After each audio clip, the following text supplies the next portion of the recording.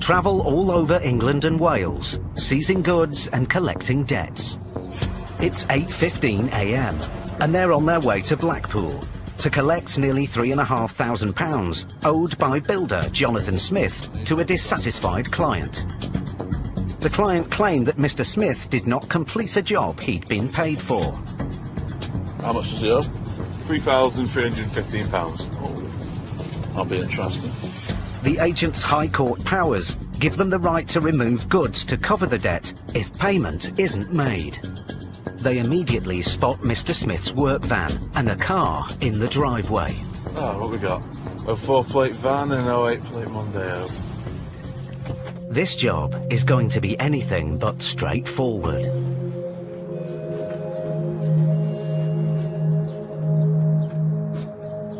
Hello there, sir. We're after Jonathan. Speaking. Jonathan, hello, my name is Mr. McCracken. I'm a High Court enforcement agent from Direct Collection Bailiffs Limited. We're here to execute a writ, sir. The total amount of £3,315.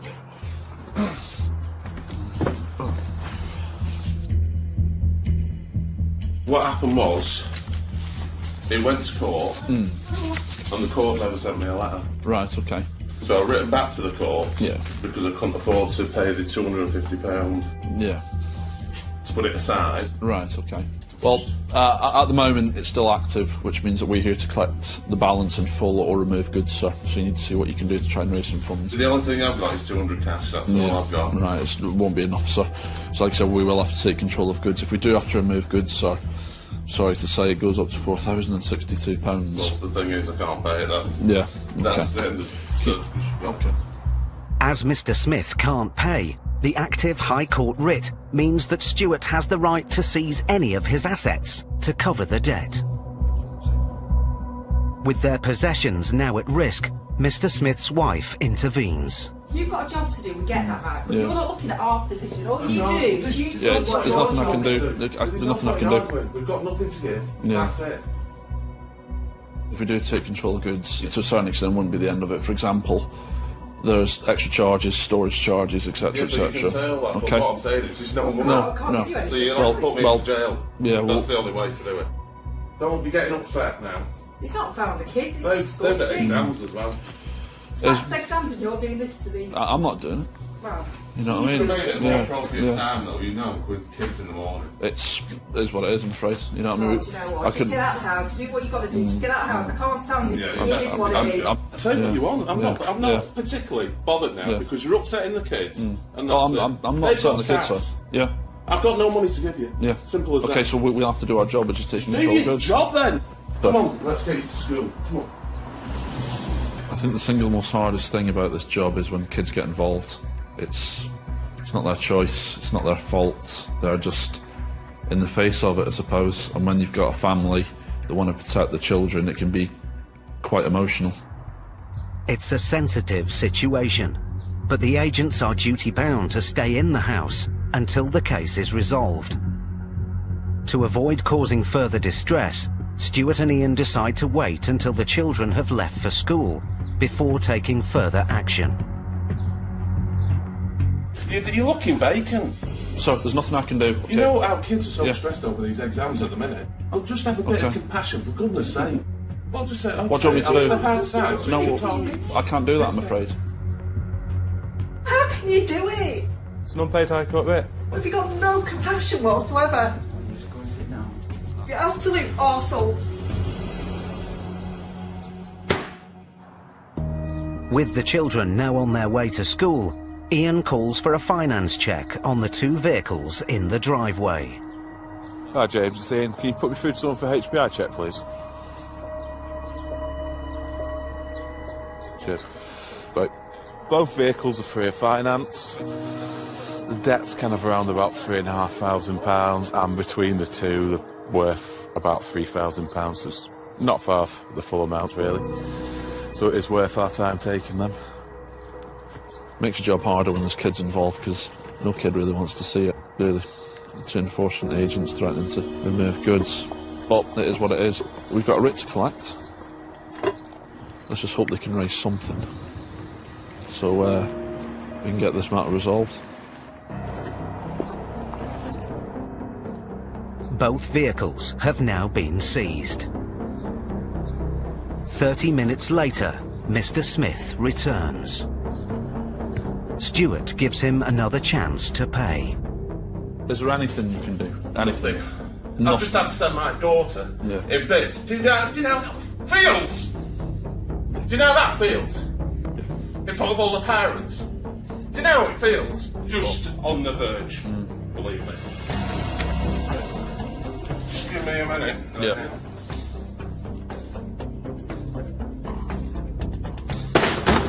This simple debt recovery has become emotionally charged. With Mr. Smith refusing to speak to the agents, will they ever get the £3,500 they came for?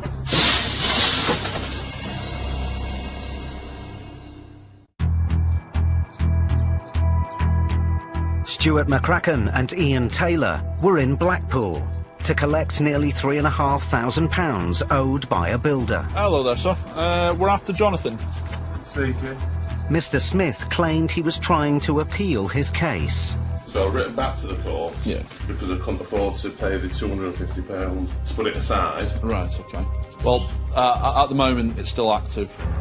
He said he couldn't pay. I've got no money to give you. Simple as Okay, that. so, You'll well, have to put me well, in jail. yeah, That's the only way to do it.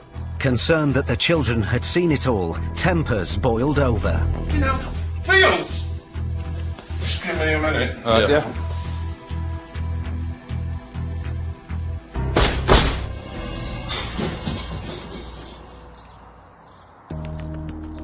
Now with Mr. Smith shut in the kitchen, Ian tries to reason with his wife. Any money paid today is held by our company for 14 days, which gives a chance. Honestly, we've only got 200. If I knew, honestly, if we had the money, I'd do it. Of course I would. I haven't got it. Then Mr. Smith re-emerges. There's nothing I can There do. must be something. There's nothing. I swear to We God. Have you got anything? Nothing. I've not been, I don't have we've been anything. made bankrupt before, right? So we Yeah. have nothing. It's one of those, so if you can't pay anything, the goods will have to be So removed. you take the works van? Yeah, that'll be removed as well. Take your van, that's it. I'm screwed. Completely and utterly screwed. Yep. So there's no money coming in from anywhere, so you can come back as many times as you want. Yeah. But once it's all gone, you can't have anything, can you? So it's wasting your time, the court's time, everybody else's time. When we see somebody's livelihood or tools of the trade, we have to assess up, are they going to be able to work after we take control of the vehicle? Are they going to be able to earn any money once we take control of that vehicle? Or will that vehicle clear the balance? But we got to put our emotions to the side and weigh up, is this going to be the correct thing to do or not? I don't know what I can say to you. That's all I can do. I've got nobody who's got any money. That is my livelihood outside. Without that, then kids don't eat, do they? Simple as that. I'll make a call, see what I can do. With Mr. Smith's financial situation now clear, Stuart calls the office. They've got nothing, mate. He's smashed up the kitchen to pieces, there's holes in the wall and everything. So I reckon if you had any money, mate, you would have paid us. No, nothing. Absolutely nothing. Living on the breadline here, I think. Mr. Smith maintains that he had to stop work on the building job because the claimant refused to pay for all the work needed. There was problems with the property, leaks, everything else. And it was all adding up to the stage where he'd used all his money. So I turned around and said, look, it can't go on anymore. That's it. You either pay some more money or the job don't commence. That was it then. It stemmed from there. That's because you've got a bit of that. You can just go to court and pay all this. I can't afford to put cases aside all the time. I'm an everyday person, me. That's it. Go out to work, if there's work there, and that's it. We've got no luxuries. You know what I mean? The kids haven't been on holiday for 3 years. And if we do go away, it's only down south. Got 200 quid cash, that's it.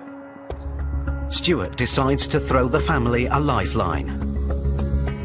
Right, what I've recommended the best thing to do is we do what they call a controlled goods agreement, which means everything stays, put it on for a 7-day hold, so it gives you a chance to speak to the court. If it does get set aside, it's the end of the matter. If it doesn't get set aside, it means sadly that we will have to come back. That's fine. Okay, but at least it gives you 7 days. So I'll just do the paperwork, guys, and I'll leave you to get on with the rest of your day, alright?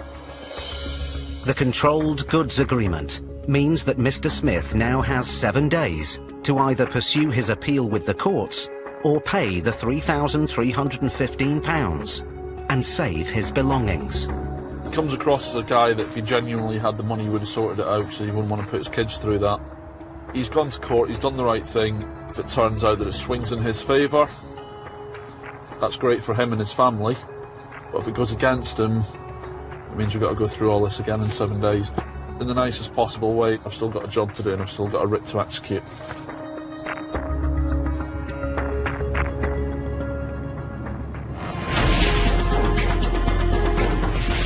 A report reveals that last year, 80% of UK companies were kept waiting for at least a month or longer to get invoices paid. It's estimated that more than 40,000 small and medium-sized businesses are owed more than £1 million in unpaid bills.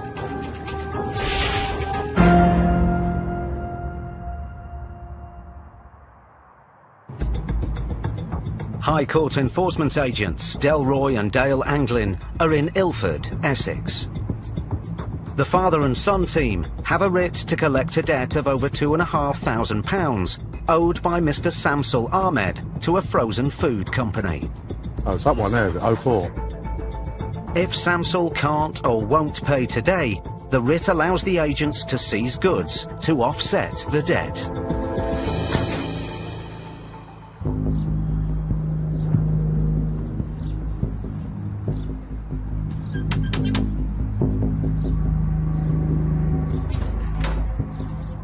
Hello, my name's Dan Anglin, High Court enforcement agent. Looking for Mr. Samsul Ahmed. Does he live here, yeah? No. He doesn't live here? Or he's not home? Dan Anglin, High Court enforcement agent. Yeah. I'm looking for a Mr. Samsul Ahmed. Yeah, why? Is he here? Why? I've got a High Court writ against him. About what? Well, what relation are you to him, so that we know? His son. You're his son? Yeah. Well, how old are you? I'm 19. What's the money for? Because I can't tell you until I've spoken to him. Basically, what it is, my dad's not in the country at the moment, innit? But, however, when he comes back, I'll give you a shot. Who's this gentleman here, then? It's like my cousin brother. He's like my cousin brother. All right. I don't want to be difficult, but can we see some ID, then? Because we don't know who's here. Let me get my driving license. Yeah, go on, man. That's cool, man. Immediately, the agents are suspicious that the older man is the debtor. It's my cousin brother, yeah? Cousin brother. Yeah. When the son comes out to get his ID from his car, the agents take the opportunity to enter the property. They need to find out who the older man really is. Is he your dad or uncle or something? Yeah, that's his name. That's what I'm saying. Yeah? That's what I'm saying. How long's your dad been out of the country? His dad's dying, basically. My granddad's dying. Right. So he went on an emergency holiday with him. Is he contactable? I haven't got a Bangladesh number. Does anyone else have a number for him? No, I don't. And there's no way of contacting him in an emergency, no? The man who claims he's not the debtor, Samsul Ahmed, steps in to back up the younger man. Mr. Samsul is not living here. His name nothing here. Because that house is his wife's name. Which house are we talking about here? This house. It might be his wife's house, but he must stay But here. he's not staying here. But some problem, there is between. Okay, well, he must stay somewhere because we've been up front with you, yeah? So you need to be up front with us. When people are under pressure, when you're speaking to them as an enforcement agent, the lies they come out with are quite laughable, but you've got to bite your bottom lip, really, because they've been quite serious, because they want you to believe them. Dale changes tactics. He hopes that putting the pressure on will flush out the man's real identity. Because we've got a High Court writ. Even without him here, it means we'll have to take stuff today to cover the bill if it's not paid. Most of this stuff is on mine, though, so you can't... But you need to provide receipts and the card that paid for everything. With the threat of belongings being removed from the house, the older man gets his solicitor on the phone.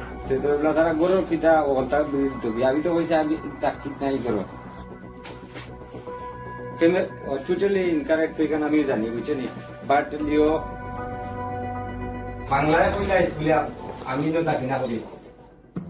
Dale doesn't understand the Bengali conversation. We speak to his solicitor. His solicitor, yeah? Yeah. He's dealing. Hello? our client is not here at the moment, and out of blue he has just come and tried to impose that action. Letters were sent prior to our attendance today, so obviously we have let you know that. We should understand, but there should be some communication regards to our client. There has been letters, but we haven't had any response, which is why we're here. As it stands, it needs to be paid. Well, they will not pay you anything right now because... Okay, no worries. Disputed 2 years... That's fine, no worries. When there's a language barrier, it's really difficult for us to know what's going on. They can hitch up a big plan and secure their story right there in front of us, and there's nothing we can do about it. We just have to work a bit harder. Although the agents suspect the older man is the debtor, he still claims he's not Samsul Ahmed. Del cranks up the pressure again to try to get to the truth. I'll tell you what I'm going to do. I'm going to walk around your house and I'm going to start listing things. Okay. Now, you listing, yeah? And how many days you going to give it? I'm listing to remove. Yeah, I know. You need to understand that. Remove today. I will remove today and now. If we have to remove, it's going to go up. We're going to have to take a lot of stuff. Can you do me one favor, please? There's nothing I can do. Yeah, I can tell you something, yeah? Yeah. Give me a couple of days' time, yeah? Couple of days' time, and give me your contact number, yeah? No. If you give me a couple of days' time, give me 1 week, only 1 week, yeah? And I can tell you, yeah? Honest to God, I'm gonna tell you, give me 1 week time, yeah? And I'm gonna do something, sort it out, please. The older man now appears to be taking responsibility for the debt, but he still hasn't revealed his true identity. Please, please. Yeah, because I don't have any choice. You know? Okay, that's right, okay. As Del starts to make an inventory of goods, That TV's my uncle's, by the way. Dale tries again to establish if the men really are father and son, and that the older man is the debtor. Do me a favour, can you ring his phone? Just so I can close off my suspicions here. Can you ring his phone now? Yeah. Dale asks Samsul's son to call the older man's phone. He's using my dad's British number. He's using your dad's number? He's using my dad's British number. Oh, that's your dad's phone? That's my dad's British number. Right. I'll tell you what makes sense to me is that that's your dad, and you man obviously need to save face. No. So acts like I'm a fool. Yeah. It's cool. So that's not an issue. I understand. Initially you lied, so now you got to keep with that. Yeah? When you went to call him, suddenly he's got your dad's phone. So that's your dad, yeah? Yeah. I understand why you done it. Yeah. Listen, I don't need to sit down. Listen, it's your house. I understand. Hear me. I don't mind. At the end of the day, right? At the end of the day, let's just roll on, get this money so we can do what we got to do. Finally, the older man confirms he is Samsul Ahmed, the debtor. I apologize. Listen, you don't need to apologise. I understand your reasons for doing it. Samsul, listen. If you do not pay me, all the property that I've listed to be removed will be removed. With their lies exposed, Samsul and his son Newman suddenly start to discuss paying the debt. If I'm a friend of the Kiamini, kill a payback for that. After 2 years, I'm a friend of the Kiamini, 2 years, I'm a friend of the Kiamini. I'm not going to pay him back. বুঝলে না আমি তারে কিলে phone কিলা করতা আমার কিলা লাগবো আপনি বুঝলেন না আপনার জন্য আপনার অসুবিধা আইছে আমি আমার ফ্রেন্ডকে যাইতাম 2000 টাকা আমি আস করতাম 1000 হইতে পারে 1000 আমি কিলা হইতে আমার গরো বেলি পাইছে আমি কিলা আমার ফ্রেন্ড নাই আমি আমার কিলা লাগবো Newman leaves to try and raise the £2,500 owed by his father. But if he fails to come back with an amount which will satisfy the claimant, the agents will start seizing goods. They're trying to get the money. We're happy to accept half of it. If they can get half of it, we'll sort out some form of arrangement and take it from there. But I want half of this money.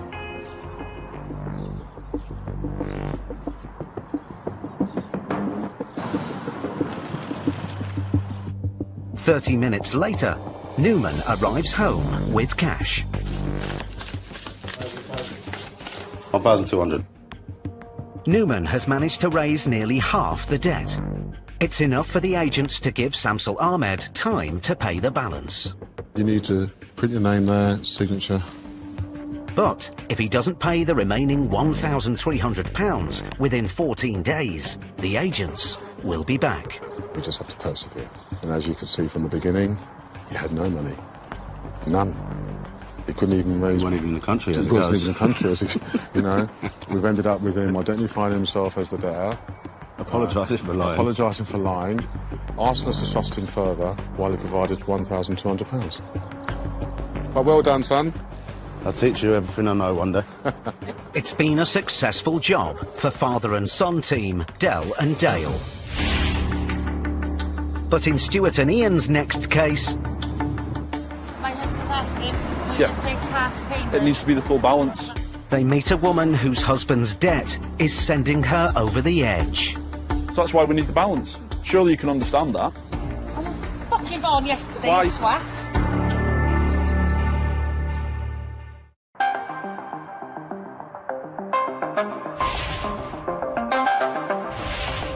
Debt in the UK's farming industry has risen by almost £1 billion over the past 5 years. Last year, 1 in 5 farms generated a loss, and nearly 20% faced major financial problems.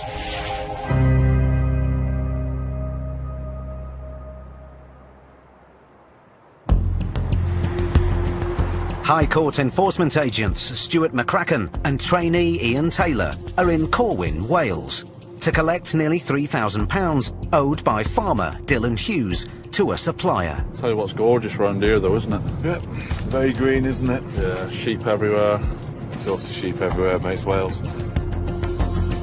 If Mr. Hughes can't or won't pay, the agents have the power to remove goods to offset the debt today.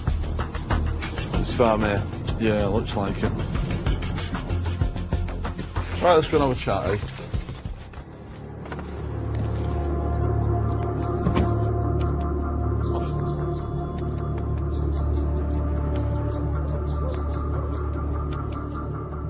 Stuart immediately spots an asset. Do you HPI on that, mate? Yep. While Ian checks whether the vehicle is free of finance, Stuart goes to find Mr. Hughes.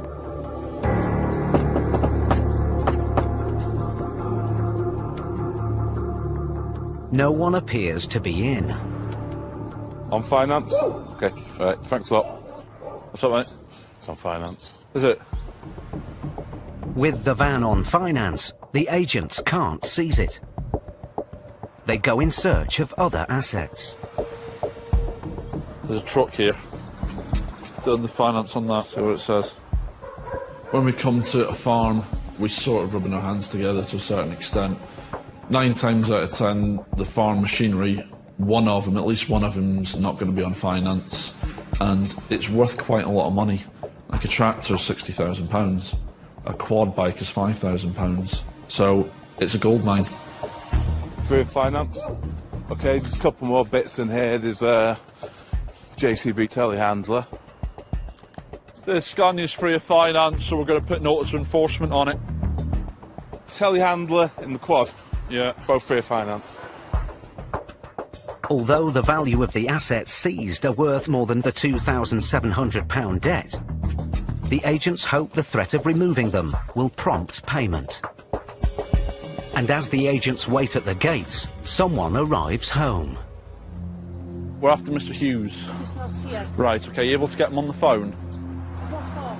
It's an outstanding High Court writ.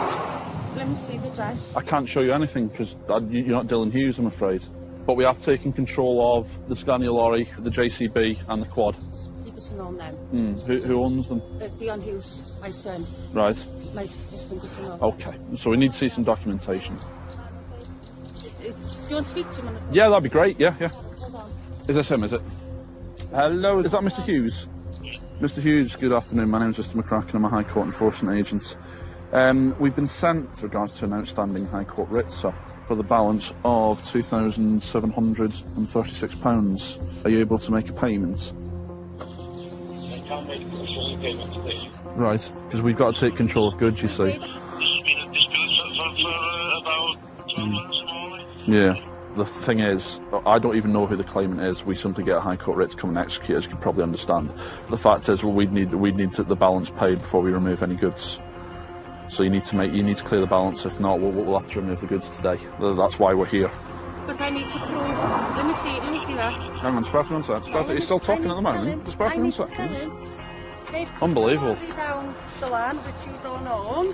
They put the teleporter down, which you don't own, and they put the quad bike down, which you don't own. We need to see some documentation. I'll go and get you the documentation. Yeah, brilliant. Yeah, well, I'll be coming in, so don't worry about it. No, I'll be coming in, so I've already been in, so I can come in again. You're not supposed to. Well, of course I am.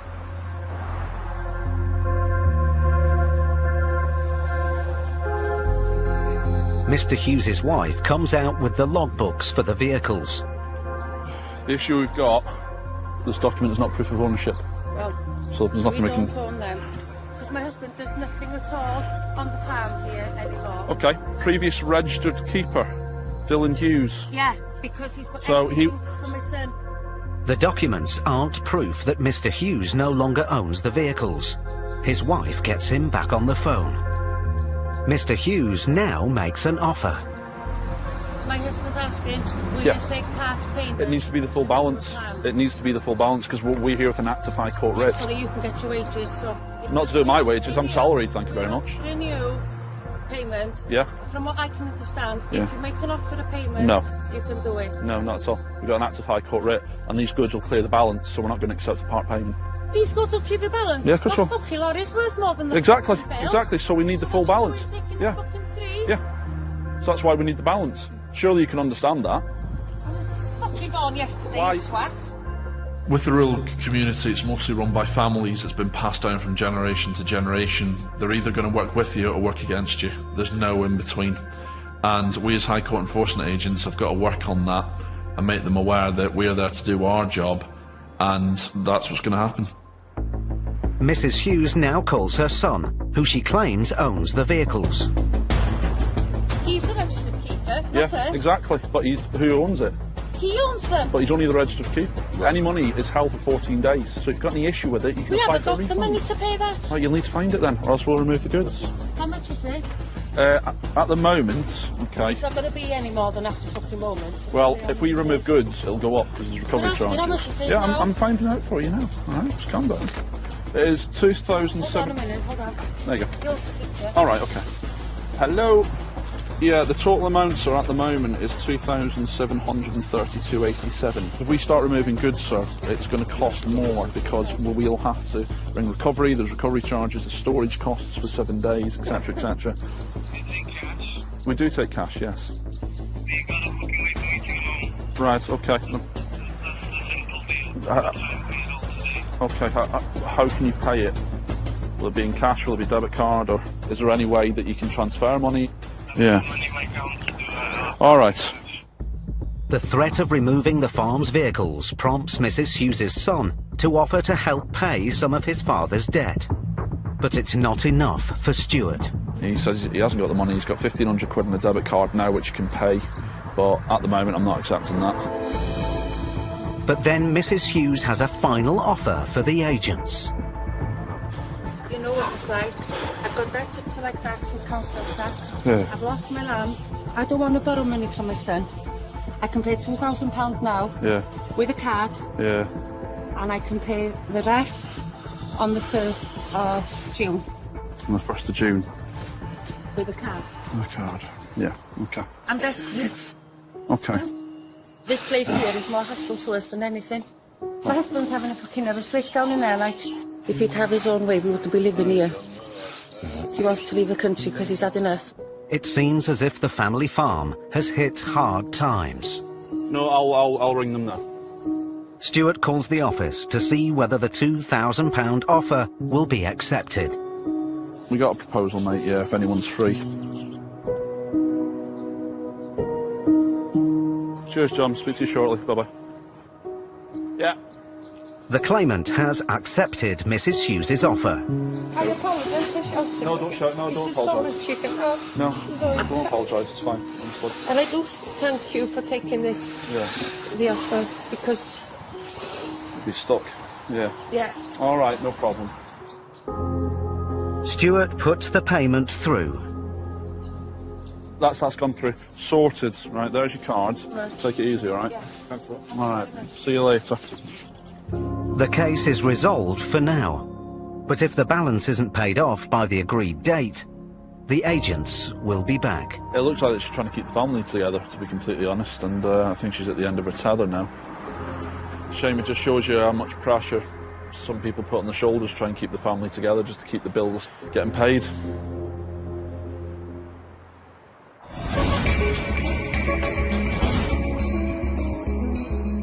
Around 16 million people in the UK rent their home, and 1 in 4 of them live with debt problems. 59% of households in rented accommodation have less than £1,000 in savings.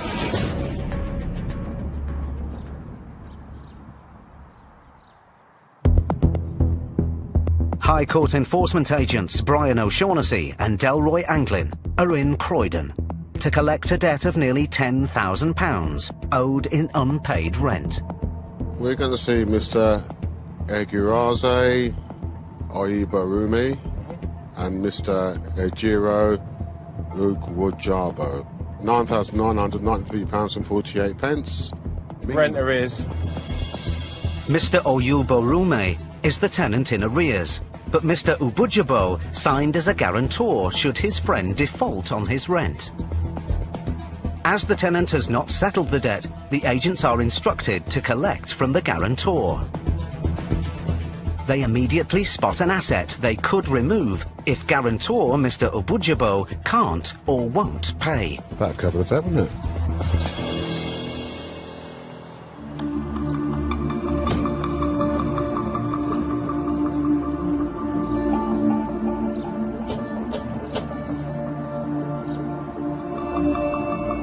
Nobody appears to be in, but the agents do have the power to seize assets, even when the debtor isn't at home. What I may do now is just get a clamp out and wriggle it about, because they might be looking and they see we're going to clamp the car. They come running, "Oh, what are you doing, what are you doing?"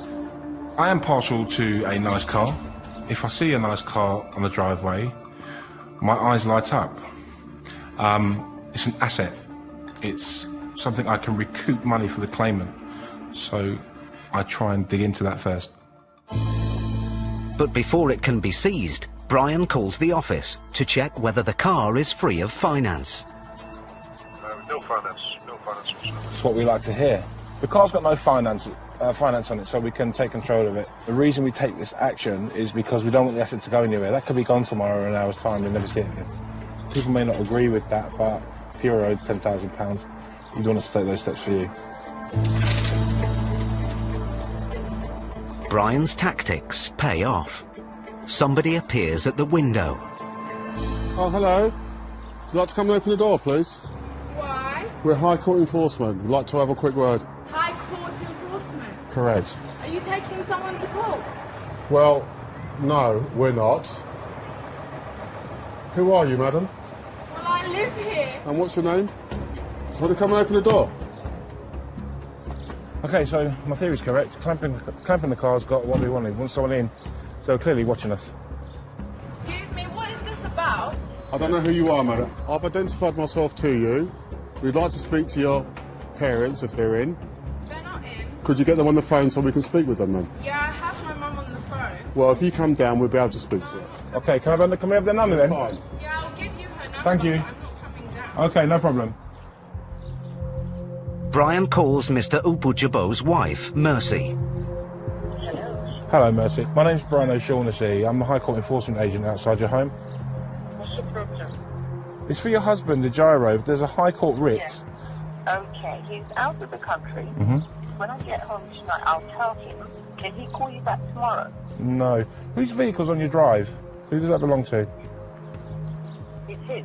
Okay. The debt needs to be paid now, or we have to take control of the vehicle. We have to remove it. I don't really want to do that. Okay, okay. If you wait there, let me see if I can make an international call there. No problem at all. I appreciate that, Mercy. And see what I can do. Thank you very much. I appreciate it. Thank you for your time. Yeah, Bye now. bye. If a debtor isn't in the country, there's a really slim chance of me collecting the outstanding monies. They're not here. I can't get hold of them. doesn't mean we can't. Just have to dig a little deeper. Minutes later, the debtor, Mr. Ejiro Ubujabo, calls. There he is. Hello, is that Ejiro? Yeah, what's happening? My name's Brian O'Shaughnessy. I've got a High Court writ in my possession. A county court judgment was made against you and a gentleman. You wrote a letter to the court Mm-hmm. that after 1 year, I do not intend to continue to be a guarantor. Problem we've got, Ejiro, I appreciate and respect what you're saying, okay? As it stands now, the claimant who is owed the rent and you being the guarantor has been made liable. Now, because there's a High Court writ been made against you, the High Court writ is still live and you need to pay it. I'm right now in Nigeria. Mm-hmm. Why don't I make contact with you as soon as I come back and we'll resolve the issues? I need to collect payment today, Ejiro. I understand you're out of the country, okay? You can make payment via debit card or you can make an internet payment. No, it won't be possible to do that today. Okay, I'll tell you what I'll do. I'll take control of your car and remove it today, okay? And then when you make the payment, then you can have it straight back, okay? I don't even have internet in the village. Send me the details you're sending me, let me get back to you. Thank you very much. Let's see what happens. We've made our position very clear, so it's entirely up to him. He seems like a decent chap, a nice guy, but he's got to pay. Brian calls for a recovery truck in case Mr. Ubujabo fails to get back to him with an acceptable offer. But then the debtor's daughter comes out of the house. She decides to move her car alongside the agent's van and blocks the road.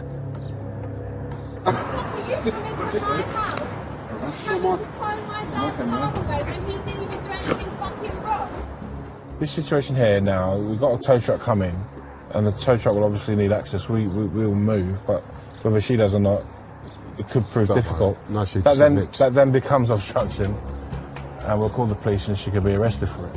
With the debtor out of the country and the asset in the driveway blocked in, will Brian and Dell ever get this case resolved?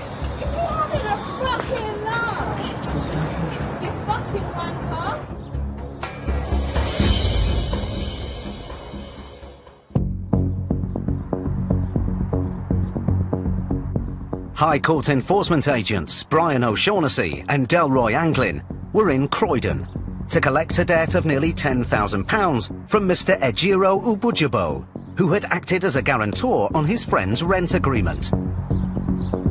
Both are liable for the debt.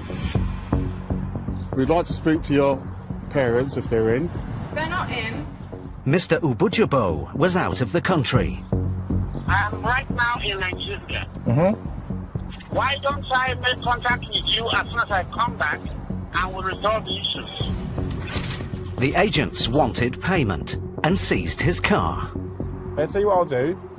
I'll take control of your car and remove it today, and then when you make the payment, then you can have it straight back. But the debtor's daughter decided to block the road.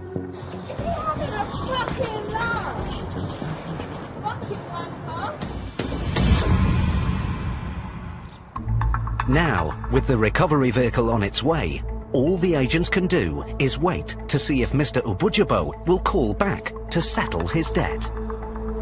It's insignificant to me.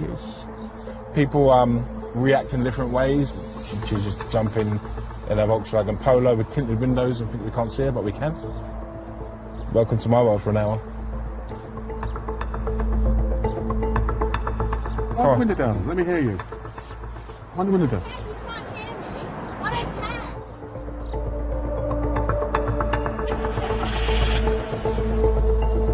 Suddenly, the daughter drives off.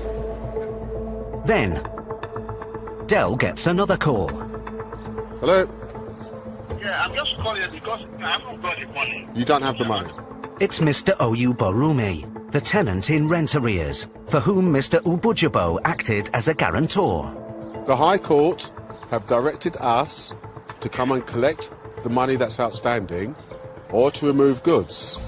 Now you're the other person, aren't you? So you should be paying as well.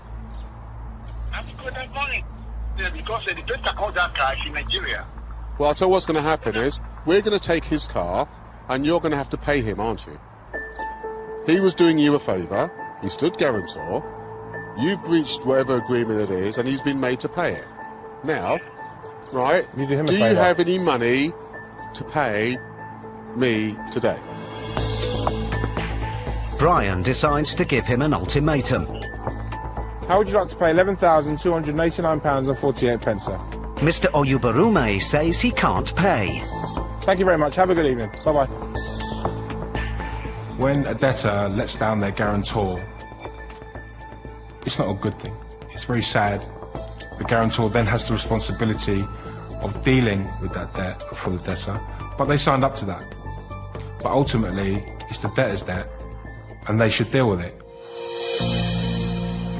An hour after Brian first spoke to her, Mr. Ubujabo's wife, Mercy, calls back. Hello, Mercy. Hi, Brian. Have you spoken to the actual culprit? Yeah, he's called me, but we haven't really got anywhere with him. He can't financially pay this, so no point in continuing the conversation with him. And I think it's a really unfortunate situation for your husband that he finds himself in. He's been a good man by helping this individual out. Yeah, that's how I see it. But in the eyes of the law, he has become liable because he signed that piece of paper as guarantor. Okay. Thank you, Mercy. Good luck. All right, then. Bye now. Thank you. Bye. Bye.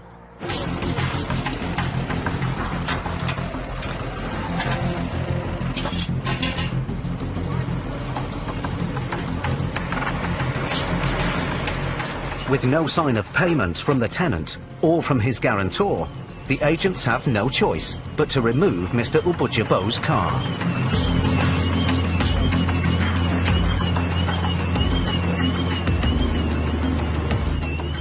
Mr. Agents. This is what I should take a session then? Yeah. What do I know? Don't know. What do you know? They travel hundreds of miles each week, collecting debts and seizing goods. Okay, Dale, what have we got?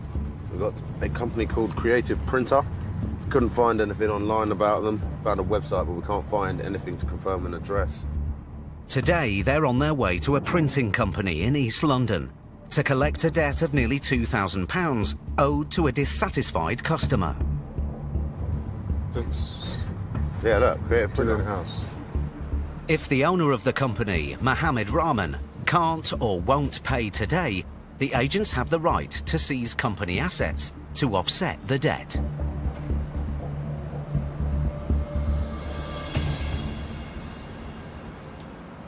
Hello, looking for a Creative Printer? Hello, buddy. High Court Enforcement Agent. Just need to speak to the boss. Is he here? Cheers, mate.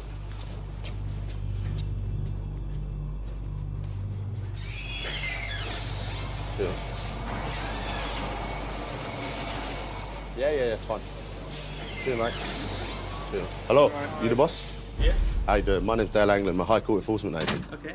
I've got a High Court writ against Creative Printer. I'm here for the sum of £1,971.07. Okay. Are you able to make that payment, sir? We are talking about this one with a court. What, are you disputing it? Yeah. Even though Mr. Rahman is disputing the case, the agents are duty-bound to enforce the writ here today. What's the dispute about then? She printed a business card. Yeah. Yeah, she printed a business card. Yeah, this is This is what we printed. Yeah.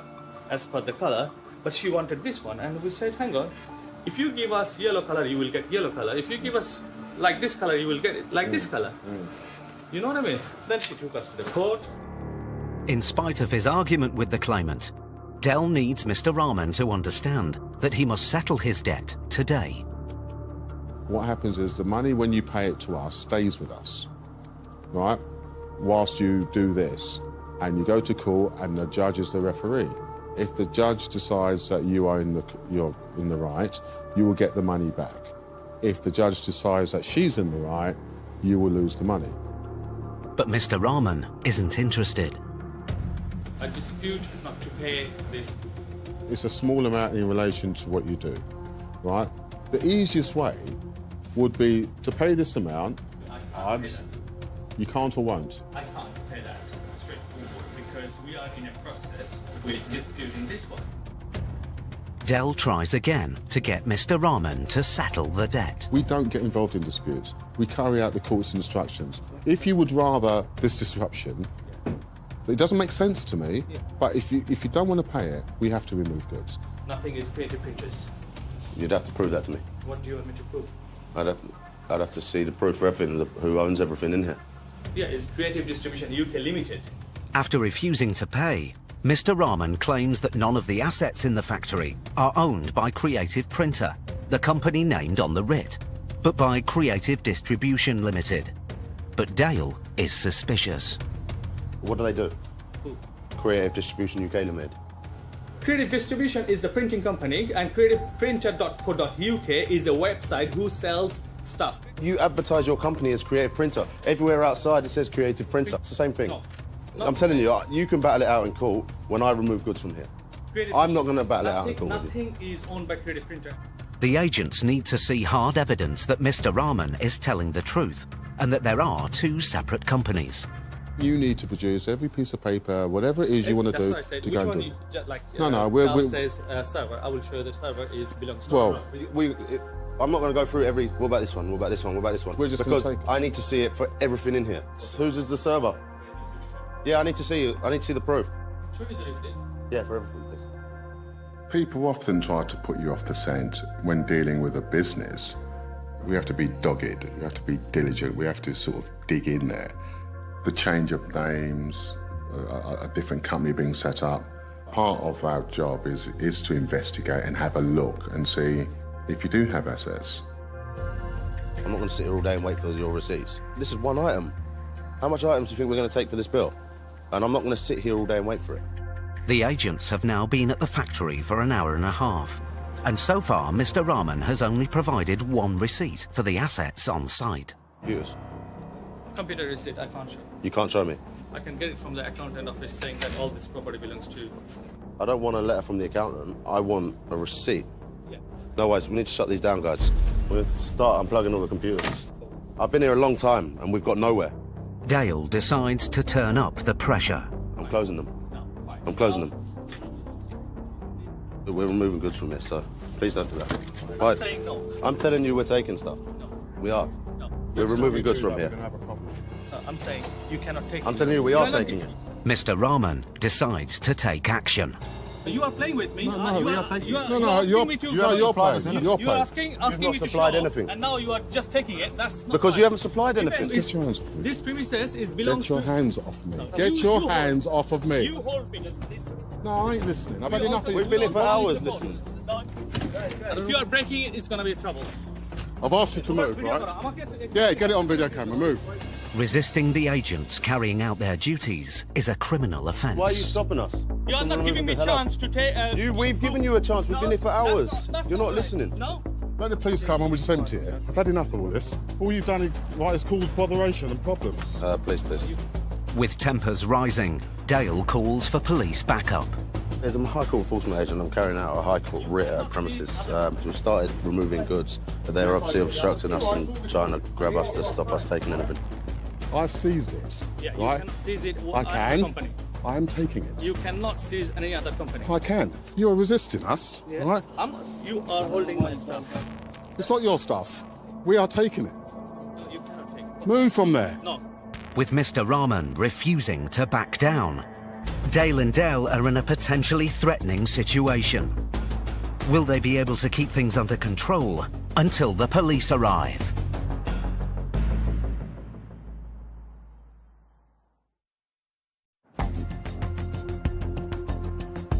High Court enforcement agents Dell and Dale Anglin were in Canning Town, East London, to collect a debt of nearly £2,000 owed by a printing company to a dissatisfied customer. I can't pay that. You can't or won't? Company director, Mr. Rahman, claimed all the assets were owned by another business, Creative Distribution. Nothing is owned by Creative Printer. He refused to pay and tried to stop the agents when they tried to seize goods. Why are you stopping us? You are not giving me a chance to take... We've given you a chance. We've been here for hours. You're not listening. No. So they called for police backup. Please. Now the agents must try and calm the situation down and continue to seize goods to offset the £2,000 debt. But Mr. Rahman is still obstructing the agents. Why are you doing that? Why are you doing that? What are you doing? Why are you doing that? If you're doing like Why are this- you doing that? I was standing there, he pushed me. What are you Yeah? doing? No. Gonna jump in, are you? Why are you doing that? Why are you doing that? I'm getting you off me. Let go of me. Let go of me. Please. Thank you. Please stop grabbing me. Look, behave. Why are you doing that? Why are you doing that? Why are you doing that? What are you doing?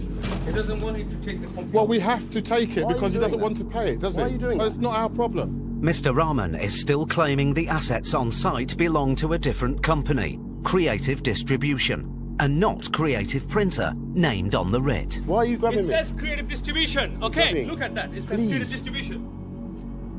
Okay, it's a nice sticker. Thank you Have you very got the much. receipts Thank for you the very stuff in here? Please. Why can't he behave? No, you didn't behave. Manhandling who? For what reason? Why would you It's manhandle my me? premises. I can stand here. Stand there. Stand there. Crack Stand on. there then. You're welcome to stand there. Okay. It's my Don't, premises. don't be pushing on us. Stand if you're going to stand there, stand there.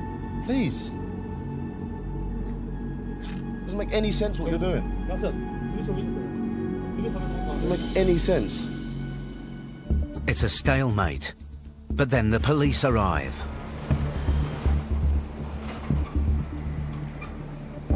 It's to do with a breach of peace upstairs. When we started seizing items to remove, obviously, there was a big obstruction. There's obviously grabbing us and trying to drag us away from the computers and stuff. It is a problem with another company, nothing to do with this company. The company they came in for, that's just a website. From the minute I got here, I said to you, I need the receipts. That's what I said to you from the minute I've got here. And you've shown me one. They cannot take someone else's stuff. No, but you have to prove to me whose stuff it is. They have a legal right to obtain properties from here, whether you agree with it or not, and they need to do their job, don't they? Any disputes that you have needs to go to court, Mr. Rahman. Mr. Rahman is still adamant he won't pay. He now decides to film the police with his mobile phone. And you guys are not doing anything, even though we call you, it's a trespass, as well as they're taking wrong company's stuff. Mr. Rahman, you're not listening, are you? Dell's patience is being stretched to the limit. He's threatened a breach of the peace. We are going to remove, and if he obstructs me again, you'll have to arrest him. That's all he's been doing all day. So you're going to remove another company's property? I'm going to remove that. You haven't satisfied me as to who owns that. So I will. Don't start again. Don't Look at start that. again. Look, Mr. Officer. Don't start Look at again. that. Mr. Stamp. Look at that. They're going to take you away. They're going to take you away, mate. So they are taking another company. Even look. Mr. Rahman, come in, please. Let's just give you a friendly word of warning. If your behaviour continues, persist to prevent them from doing their job, we're going to be forced and have no choice but to arrest you for breach of the peace. And believe me, you don't want to do that. I will not pay a single penny, which is unfair. Okay, well, that's your choice. We've gone through this with him. It's not unfair because he has the option to get the money back. Pay it, right? And we leave, and you go to the judge with your argument, and you have your argument. No, you said too much. Are you going to pay it or not? Come and talk then. Let me talk to you. Suddenly, Mr. Rahman wants to talk to Dale in private. I can't do anything until this is paid. A debit card. Try. I don't know if you want to make some calls, see if anyone can help you pay this amount. But I don't, like I said. I did not even pay anyone's wages. The truth about Mr. Rahman's situation finally emerges. We've been struggling last few months, and there is no money. I can show you the bank account if you don't trust. The agents have been at the factory for 4.5 hours. Tell us some solution. There's nothing, we have to remove you. We have to. There's no money, so we have to. There's nothing we can do. Yeah, just wait another few moments. I just made a couple of calls. Yeah, cool. Finally, Mr. Rahman is starting to raise some money. You've got what, sir? Another 300. So you're at how much? 800 now? He offers the agents £885, nearly half of the money owed. How are you paying the 885? Card? How much on this one? 385. 7. But it's not him, it's his employees who are having to stump up the cash. And the other one, 500 and the other one. all of this is unnecessary and could have been avoided. But in my experience, the lesser amounts that we have to collect cause the most aggravation. They would lose more money by not working a day, the company that is, than if you paid this, go to court and put your case in front of the judge. The agents decide to give Mr. Rahman 48 hours to raise the rest of the money he owes. So you need to call. That's what needs to be paid. 2 days. Mohammed, I'm going. See you later. 5 hours after they first arrived, the case is resolved for now. But if Mr. Rahman doesn't pay the £1,100 still owed within 2 days, the agents will be back.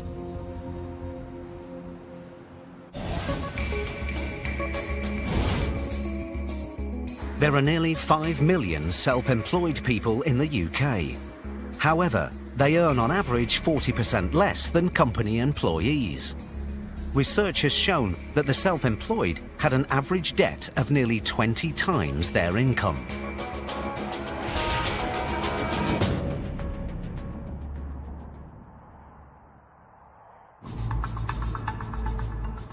Enforcement agents Stuart McCracken and Elmore Victor are in Freckleton, North Lancashire, to collect a debt of just over £785 owed by a barber's shop in unpaid rent. I think it's going to be a dead giveaway when we walk in, that we don't need a haircut today. If the owner, Lindsay DeSanti, can't or won't pay, the agents can seize goods to cover the debt today. You think it's the one called the Village Barbers? It is indeed. Oh, someone's in, having a cut, they're going to get... interrupted. It's a nice little village, though.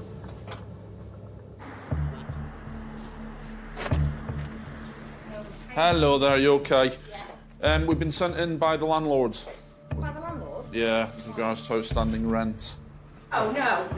I'm this. Well, it is what it is, I'm afraid. Where from? Show me the proof of outstanding rent. Well, the landlord's instructed us to collect that amount. Well, you get him, get that knobhead on the phone. Okay, so what we'll do is we'll take I want control the of goods. proof of this outstanding rent then. Well, have you paid it? What, my rent? Yes, Yeah. it's paid every single week. Lindsay insists she's fully up to date with her rent payments, but the documents say otherwise. So we're here now to collect a balance. Well, you've not given me any notice. For what? You've not given me any notice Oh, after that I've you're been coming sent here. here. No, it hasn't. It has done, yeah. No, it Yeah, hasn't. it has done, or else we wouldn't be here. I can understand it's a little bit stressful, okay? I completely understand. I do. But you can see it from our point of view. You've been instructed by the landlord to collect an outstanding balance. You're going to make payment. We'll be on our way, you see. I'm not dealing with you, right? I want to know where the proof is that I've not paid that. Lindsay calls her dad for help. Dad, I need you at my shop ASAP. I've got bailiffs here saying I've not paid my rent. I need you here ASAP. I've got customers in. Yeah, switch me on. I need the proof. We need the proof, Dad. I'm Lindsay's dad. Now, what's the problem? We've been sent in by the landlord with regards to outstanding He's rent. not the landlord. He's not the landlord. Right, well, who is he then? He's an agent. She does pay rent by Oh, there you go then, direct yeah, so he's been sent in by herself. So, for some reason, the rent hasn't been paid or there's been a miscommunication somewhere. We're here to collect an Can you just... I'll be there in about 10 minutes, quarter of an hour. Can you hang on for me? Yeah, okay, no problem at all, sir. We'll see you shortly. Get him out of the shop. Bye-bye. Thank you. Bye-bye. You might want to charge your phone, it's on 1%. The thing with smaller communities is it's the embarrassment factor. When you walk into a little business and you've got 2 High Court enforcement agents there, you know within 5 minutes the whole village is going to know about it. So have you got proof that you paid for the last 3 months? No, If you pay weekly. Yes, every week. What's your rent a week? 100. 100 a week? Yeah. Lindsay still insists that she is up to date with her rent. Stuart needs to get to the heart of the matter. Hi Andy, it's Stu, mate. You alright? Yeah, you know what I mean? It's just like, she said, look, I'm paying it every week. You've not got any proof to say that I haven't paid it. And how long have you been here then? How long have I been here? Yeah, in the shop. 5 years. Oh, okay. So you're saying I've missed 11 weeks? 600 pounds plus fees. Fees? Yeah, to collect this money. You cut hair for free. Stuart comes back with news from the office. Right, we've had a statement sent through. 1, 2, 3, 4, 5. It's 6 weeks that hasn't been paid. That's why it's 600 quid. But then, obviously, there's costs on top of that, sadly. You must know, if you haven't been paying your rent, that this was going to happen. I do feel sometimes sorry for defendants, you know, especially if it's their livelihood and their business, and you can see they've been working hard at it. But on the other side of the coin, if you're not paying your rent, you don't leave the landlord stroke claimant any choice in this matter, so we will come knocking on your door. The agents have been in the shop for a quarter of an hour. So far, Lindsay hasn't made any offer of payment. The agents decide to turn up the pressure. Everything in the shop belongs to you? Leather couches, everything? Yeah. Well, he's right up down the shop taking it, are you? Well, if I don't get payment, Is there anything in the back here, Vic? No, not really. You're not removing anything. Well- I've got all in my arse. Right. It's fine, we don't have to remove anything as long as our full balance being paid. Lindsay's father arrives. You all right? Hello there. Mr. Jackson. That's me? Yes. Right. So, what was saying? The 6 weeks of rent hasn't been paid, and the one from last week, which has obviously been up to date now. Okay. Right. So that's the total amount. So the total amount is £1,104. £1,104 in total. Because of additional fees, the amount of money Lindsay now owes has increased by over £300. The trouble is, going back a lot of years, there's history between the landlord's agent and Lindsay. He's a vindictive he's a vindictive, well, he is as well, but he's a vindictive gentleman. And he's been looking for something like this to hit Lindsay since they took over. Lindsay used to rent a flat from him. She had 2 little children at the time. The idiots of the village started lighting fires at the bottom of the stairs. So Lindsay moved out. She couldn't get 3 months' notice with people lighting fires at the bottom. He took Lindsay to court and he won. So it costs us a fortune then? Yeah. This is an ideal opportunity for him to just try and put another nail in her coffin. Well, yeah. Despite the long-running dispute with her landlord's agent, the debt must be settled today, one way or another. I'm not happy about paying it all. Just calm I've down. been paying it all, no. No, just calm down, Lindsay. Now, how do you want me to pay you? It needs to be the cash or debit card. I can get to the building society, Yeah. but it can take me 3/4 of an hour. What time is it now? If you want to make an appointment to come back later, that's fine by me. We won't be leaving here until the money's collected. Right, that's fine. So we can wait until about 10:15. Right, That's I'm not on a my problem. way now. Yeah, no Okay, problem at all. please wait. Lindsay, we will have a meeting with the owners and we'll sort it I'm out. not meeting with Sam Rigby, I'm not going to meet with that knob. Right, okay, look. You'll sort it out. Yeah, no problem. Lindsay, just sit down, calm down, leave your clothes sign on for now. Yeah. Okay? Thank you, sir. See you later.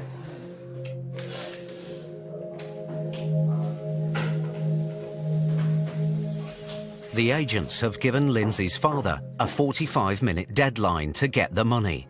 All they can do now is wait. I suppose people talk and things like that, don't they? Village life. Yeah. I live in a village myself and it's can't do anything.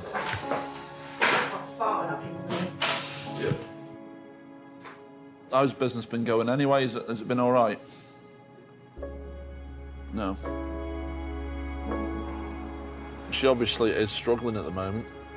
It's clear from that, by the way she's acting. If there is bad blood between the lettings agent, don't give them any excuses. Shortly before the deadline, Lindsay's dad returns.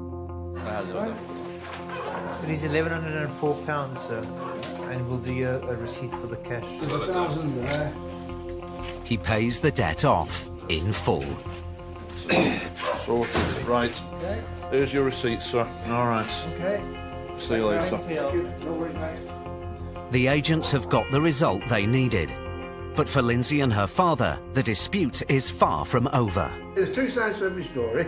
Lindsay's at fault by missing a rent payment, but the thing is, why have they not communicated with me? I am joint tenant with Lindsay on this property. His shop is literally half a mile down the road. In the village, yes. And the village... He drives past every day. Surely, if there was a problem... Call in, don't you?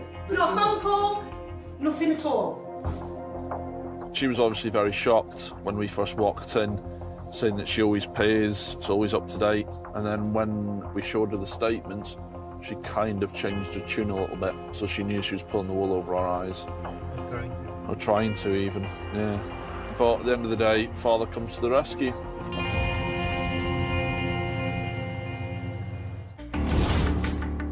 Stuart and Vic have got a result in a difficult situation. But in Brian and Dell's next case, Do you appreciate how distressing this is for us? they meet a debtor whose case must be handled with great care. Making me ill. I'm not making Stress triggers off my illness.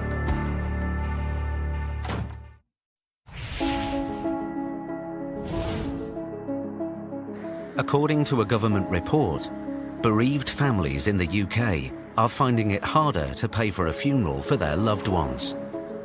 45% of Britons have made no provision for their funeral after they pass away, with typical costs ranging from £3,000 to £7,000.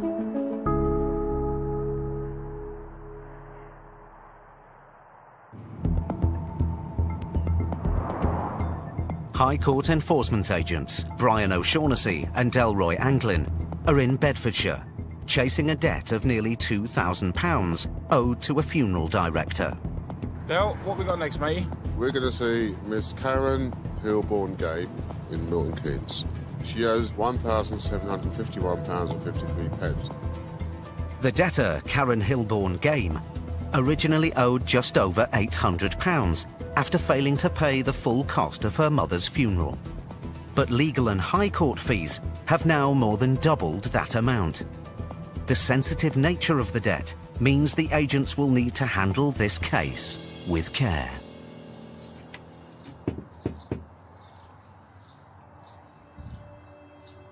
Hello. How are you? My name's Brian. I'm from the High Court. I'm looking for Karen Hilborn-Game. Please. Is she here? Okay, can I speak to her, please? Hello. Hi. How are you?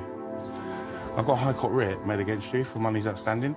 Oh, you mean the for her mother's funeral? Well, we've actually contacted him several times. Right. We've offered him money. Okay. He's refused it every time. I've got an appointment. Well, you need to deal with this. High Court can't wait for your appointment to deal with it. I'm quite disabled at the moment. Okay, what's your I don't look it. what's your That's disability? why I'm going for treatment to help me with my. She has fibromyalgia. So how can we get it resolved? I've been trying to resolve it because I deal with her finances. Okay. She's my wife. Okay. I'm her carer. Her mother died after we cared for her. Sorry to hear that. Through terminal cancer. Okay. We paid all of her funeral up front because Okay. she was dying of cancer. We knew that. Okay. He then charged us an extra £450 to view her dead body Right. in the morgue. I appreciate the circumstances. Yeah, it's clearly difficult. Yeah, and we understand that. The problem we've got, we have to work upon the High Court writ. I told him we are more than happy to pay him Okay. £20 a month. He didn't want He that. doesn't have to accept that. No, I know he doesn't, but I can't afford to give him Okay. any more. Well, I'm it's her not- carer. okay. She's disabled. Unfortunately, can't work. Okay, I understand she's disabled. All right. But so why I understand are that. you here? Well, it's my job. Well, I'm what here. is it you want? You need to. Well, it needs to be paid. We don't have any Okay. money. We don't get a lot of High Court writs where the debts are regarding the funeral. It can make your job difficult because that grieving process can go on for some considerable length of time. It's emotionally charged before you get there. You need to deal with the debt. They need to face up to the fact they need to deal with the debt. And that can take some time in getting their head round to it. Del and Brian now have to work with the couple to get the matter resolved. Do you appreciate how distressing this is for us? Look, this situation wasn't incurred by us, okay? Now, at the end of the day, the gentleman who you have your dispute with has a business to run, okay? Right? So therefore... Karen, I'm So- I'm going to get this. Shouldn't cost £4,000 to bury a fucking human being. All right? Now, he has a business to run, just like anyone else trying to earn a living. Now, I don't know what the dispute is, but I've heard your side. There were two sides to everything. Karen, I want to get this sorted so you can get your treatment. I'm not going now. pay? We're paying what we can. Which is what? It's already been agreed, £5. No, it hasn't been agreed, otherwise we wouldn't be here. He hasn't agreed that at all. It's because my mother died of cancer. We were caring for her for 2 years. And it was a very devastating time, and I lost my job because I was so ill. This is why you are here, and how disgusting this country is now that you harass disabled people. Your argument is not with us. I don't want to speak to you anymore. Fine, don't. You people are so disgusting. Why? Why don't you get a real job? But we're doing our job. Yeah? Yeah. Get a proper job where you contribute We're doing to our the job. society rather than actually harassing people. Well, are we shouting at you? Debtors will use a high amount of emotion to deflect from having to pay a debt or to even acknowledge the debt. They're in that emotional cycle, they don't want to accept it, or they're not in a position to deal with it. Unfortunately, it doesn't change the fact that they owe the money. The bottom line is you've incurred a debt. Bullies. To try and intimidate Not at all. a disabled woman. Not at all. For money. Do you know what this is She about? couldn't afford to pay Then because why her did mother you- fucking died with no money and I had to pay £3 grand for a funeral. I haven't got £3 grand. You're making me ill. I'm not making you Stress triggers off my illness. Why and am I now I'm here? probably not going to be able to walk for 3 Why? days because of you Okay. people. Why are we here? You don't We understand. Go haven't. and fucking research fibromyalgia. No, I don't. And I'm you'll find out that actually stress causes such trauma. Brian and Dell now have a dilemma. They're duty-bound to execute the writ. But with no offer of payment looking likely, they must start to look for assets they can seize, despite the sensitivity of the situation. Just made some inquiries. She said there's a driver vehicle around the back here, a black and white vehicle. Just want to make some inquiries with it. The agents have found Karen's car. Brian calls for a vehicle check. I need to do HPI check on a vehicle. If the car is free of finance, its value would more than cover the nearly £2,000 debt. But as Karen is disabled, they need to check whether this is the right course of action. We'd have to look at all the circumstances before making that type of decision, particularly if it's their only means of getting to and from hospital or other medical facilities. So it's not an easy one, but their attitude don't make things easy to resolve. So. Minutes later, Brian hears back about the vehicle check. Yeah, it's coming up as a mobility vehicle. Okay, no, that's fine. Bye. So there's obviously a disability issue here. She's getting carer's allowance. She's got a mobility vehicle. She has vulnerability issues, in my view. She didn't seem vulnerable when she's standing there screaming and shouting, but, you know, we have to take into consideration what they're telling us. With no offer of payment and no goods to seize, the agents have no choice but to walk away empty-handed for now. They leave a copy of the writ for Karen. If she doesn't pay within a month, the agents will be back. It's been a stressful case for everyone concerned. There was that emotional cycle that we couldn't get through. We couldn't communicate. It was very, very hard. It's a difficult situation. We understand that. We're stereotyped as individuals who are, difficult, but we're not. I feel like there are so many disabled people in this country at the moment that aren't getting the support they need. And to top it all off, if somebody suddenly lost their job, how are they going to be able to afford to pay ridiculous amounts of money? I'm sorry, but I want to go back to court. I'm going to get a legal subpoena and I'm going to try and find a way to fight this, all of this. And when they see our incomings and outcomings, they will know that we can't actually afford to pay more than what we suggested in the first place.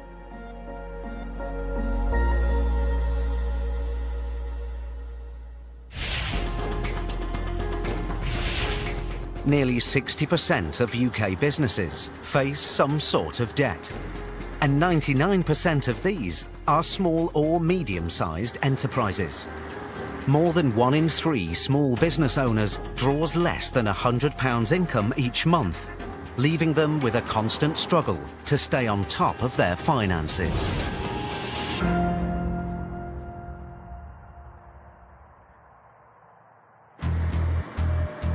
(8:30 a.m. Sleaford, Lincolnshire. High Court enforcement agents Stuart McCracken and Elmore Victor are chasing a debt of nearly £5,000 owed by the owner of a computer repair business. And we're going to visit Mr. Philip Brace. Mr. Brace? This morning.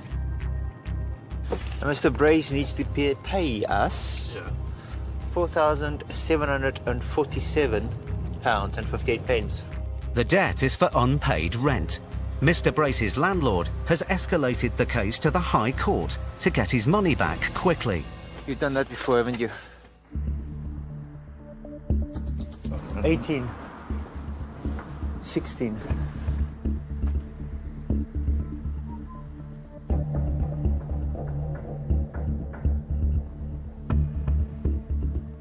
It opens at 9 o'clock. Hey, someone's coming, mate. Hello there, sir. You okay? We're after Mr. Brace. That's me. Mr. Brace, my name's Mr. McCracken. This is my colleague, Mr. Victor. We're High Court enforcement agents from Direct Collection Bailiffs Limited. We've got a High Court writ, sir, to execute to the value of £4,747. Yeah, I understand. Yeah. Are you able to make payment, sir? At the moment, no, I'm not. Right, okay, because we are instructed to remove goods, sir, unless payment can be made. What's the debt about? Well, it's unpaid rent.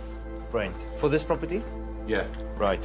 Well, but basically, I've been having problems with the landlord anyway in here because he was supposed to have come in and sorted out some damp and sorts of rubbish for this place. Right. He's never turned up, so I've basically sort of stopped paying the rent, you know what I mean? Because there's a lot of stuff in here, obviously being electrical stuff, you know what I mean? Yeah. That will get damaged with all the debt. I must admit, I'm not making any money out of the place. Right. Thing is, you say make a payment, but it'd just be like, excuse my French, pissing in the ocean. You know what I mean? It's not going to make a great deal of difference. Mr. Brace has run the business for 3 years. He claims he's fallen on hard times, but Vic wants to dig deeper.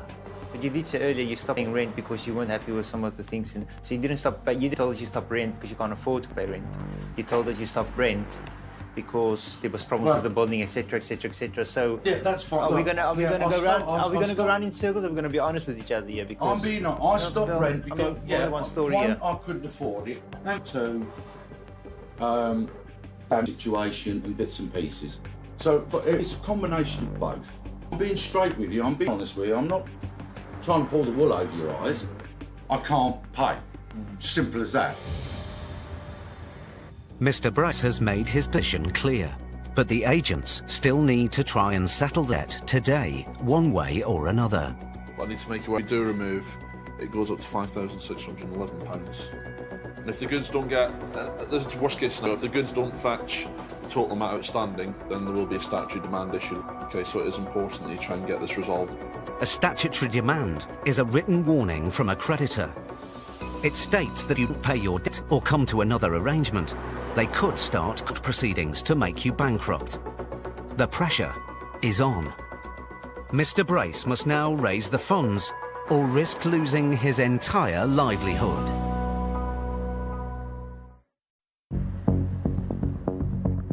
High Court enforcement agents Stuart McCracken and Elmore Victor were in Sleaford, Lincolnshire, trying to recover a debt of nearly £5,000 for unpaid rent from a computer repairs shop. Are you able to make payments, sir? At the moment, no, I'm not. Right. Owner Philip Brace said his business was failing. I can't pay. Simple as that.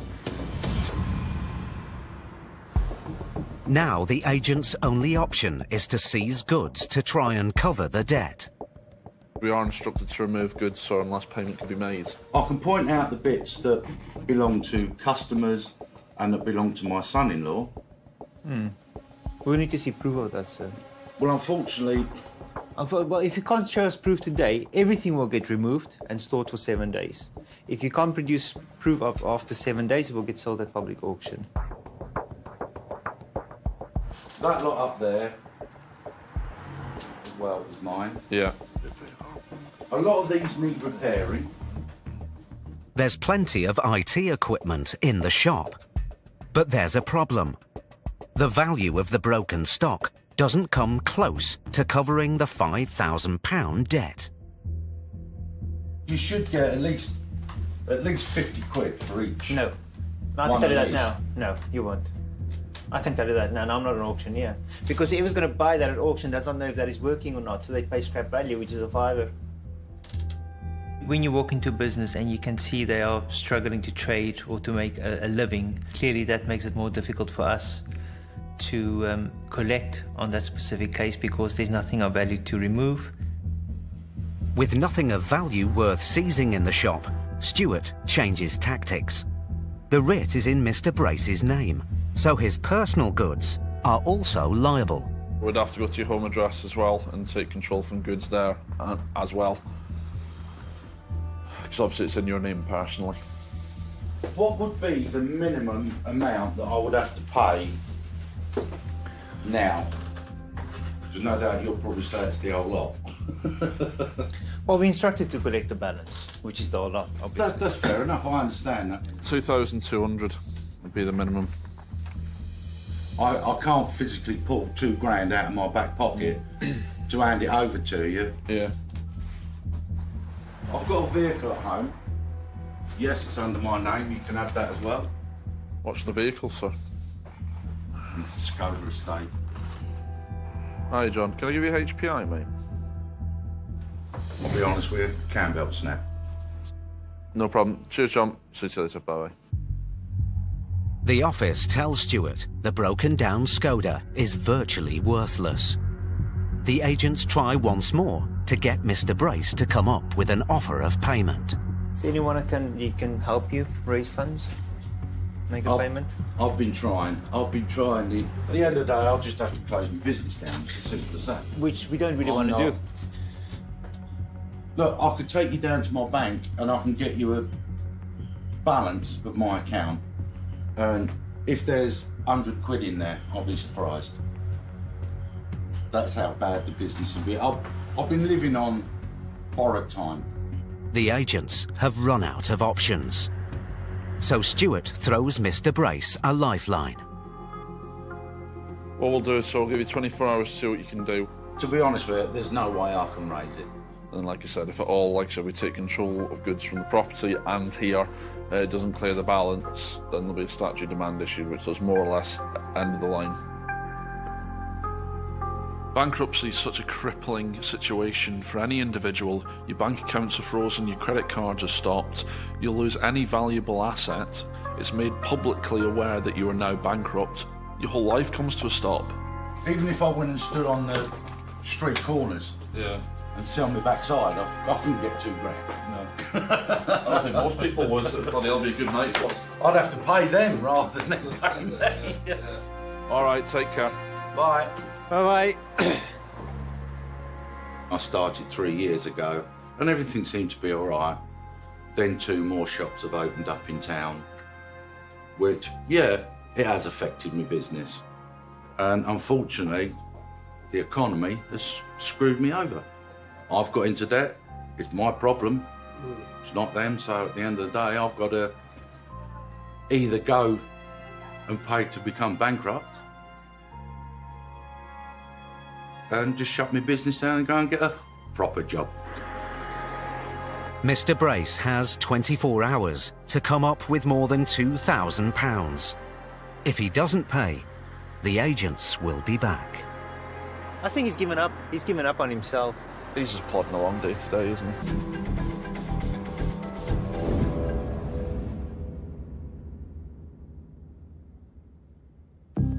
Stuart McCracken and Elmore Victor are High Court enforcement agents. They've been working together for over a year, seizing property and collecting debts. Today, they're in Morecambe, Lancashire. So what's this next case, Vic? It's Morecambe Textiles. Morecambe Textiles. This isn't Stuart's first encounter with the debtor, Mr. Lade, the owner of Morecambe Textiles. Me and my previous colleague, Ian, arrived at this address and he was very, very aggressive from the offset. Oh, right. He tried to push me out of the house. Oh, right. We called the police. On Stuart's previous visit, Mr. Lade agreed to pay off his debt in monthly instalments. But he's defaulted and still owes just over £1,000. Now the team has a High Court writ to collect the money. Every time that I go back to a job where I've already been to before and I know that they're a tricky customer, so to speak, that's the bit of the job that I thrive off, to try and get this case fixed. As Stuart and Vic approach the address, they spot Mr. Lade and his family leaving the estate. Is that him? Yeah, that's him. The family car is a potential asset. Stuart reacts immediately and blocks Mr. Lade from leaving. Hello, sir. It says Morecambe Textiles. Finished, business shut down. Are you able to go back and we'll have a quick chat about this? No. For what reason? Business shut down. Yeah? It's in the LA Explorer. For the agents, it makes no difference whether his company is trading or not. Mr. Lade has already signed a controlled goods agreement, giving Stuart and Vic the right to remove his assets if he doesn't pay in full today. You've got a controlled goods agreement, sir. It does mean, sir, that in our power we are able to force entry into the property, because at the end of the day, this vehicle has been seized. It's not been seized, it's not Yeah, my vehicle. so it's been seized. Not for my that. vehicle. But if the car belongs to Mr. Lade's partner, the team can't take it away. Can you go and get those documents, then? Can you go and get those documents? We need to quickly go because we need to control the vehicle. As Stuart and Vic approach the family home, they spot a second vehicle parked outside. It's another asset they could seize if Mr. Lade can't or won't pay. What about the vehicle there as well? That's not vehicle, it's no name. Right, OK, so we need to see documentation for that. You've got fuck all of my names. Yeah. Mr. Lade also claims the second car isn't his. So we need to see some documentation of that, OK? Because what we're going to do is, OK, unless you make some sort of payment, then what we're going to do is we're going to force entry into the property. Force entry into the property. Yeah, OK, no problem, I'll do that now then. Oi! Fuck What? off! You what? Fuck off! Yeah, what you got there, big hard man, eh? You what? Wait, just Come on! Come on, calm down. No, fucking calm down, fuck off! We can sort this out. No, not that stuff, fuck off! You can take that up your ass. The business shut down, go to the market and have a look. Go on. I'm not going anywhere. I'm fucking ill and disabled, I can prove it as well. At the end of the day, we're not going down this situation again, sir. It happened last time, and we still managed to get into your property. No, you fucking not. Don't push me again. What you got there, Don't push me again. Mr. Lade's partner passes him the vehicle documentation. That's the registration document. Can't tell. Yeah? This document is not proof of ownership. Of course it is. That's what it says there, black and white, sir. See there? This document is not proof of ownership. It's a registration document. Okay. It's got a fucking loan out, isn't it? See documentation for that, then?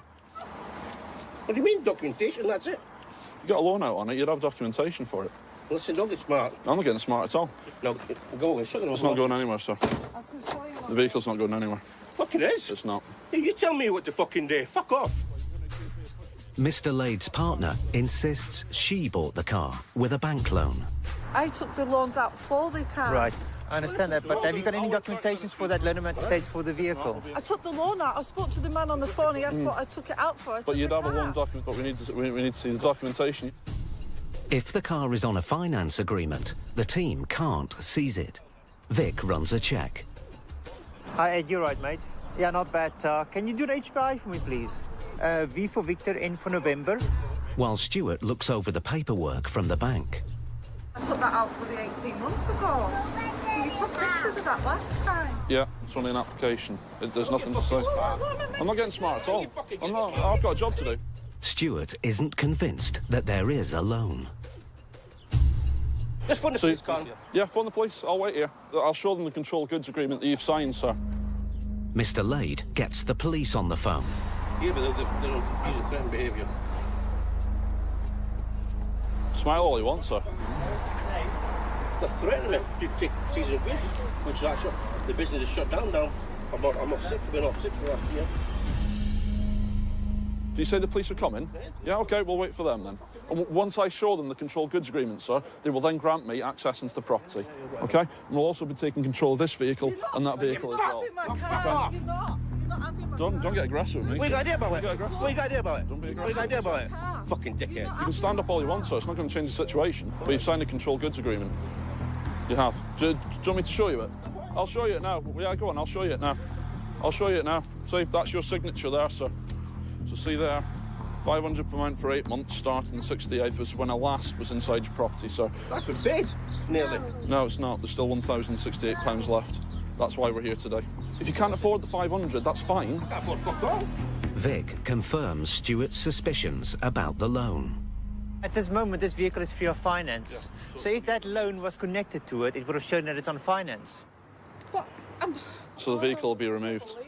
You're not taking my car. It will get removed. You're not taking any fucking car. You can't. I've got hospital appointments for my baby. Yeah, the vehicle's going to get removed. You're not getting any removed. We are. I'm not going around circles this, sir. So you need to find some sort of way of raising some funds to try and get this clear. Mr. Lade still seems reluctant to pay. Try some sort of raising some funds. And decides to take drastic action. You know, then, stick in the parking line, anyway, health and safety reasons. Is there no way, sir, you can make a payment? He and his partner each take a young child and lock themselves in the cars. If that's a tactic that the defendants want to use, then so be it. I can't believe that anybody would get their own family involved to try and avoid paying an outstanding High Court writ. I mean, I find it absolutely absurd. With a baby in one car and a toddler in the other, Stuart and Vic are unable to seize the family vehicles. We have to take control of the goods. It's as simple as that. What started as a simple debt recovery case has escalated into a dramatic standoff.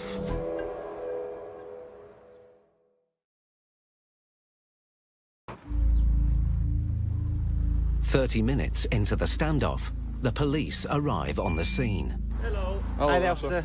Here we go. That's myself. That's your ID, is it? Yeah. High Court enforcement. High Court enforcement. The big lads then.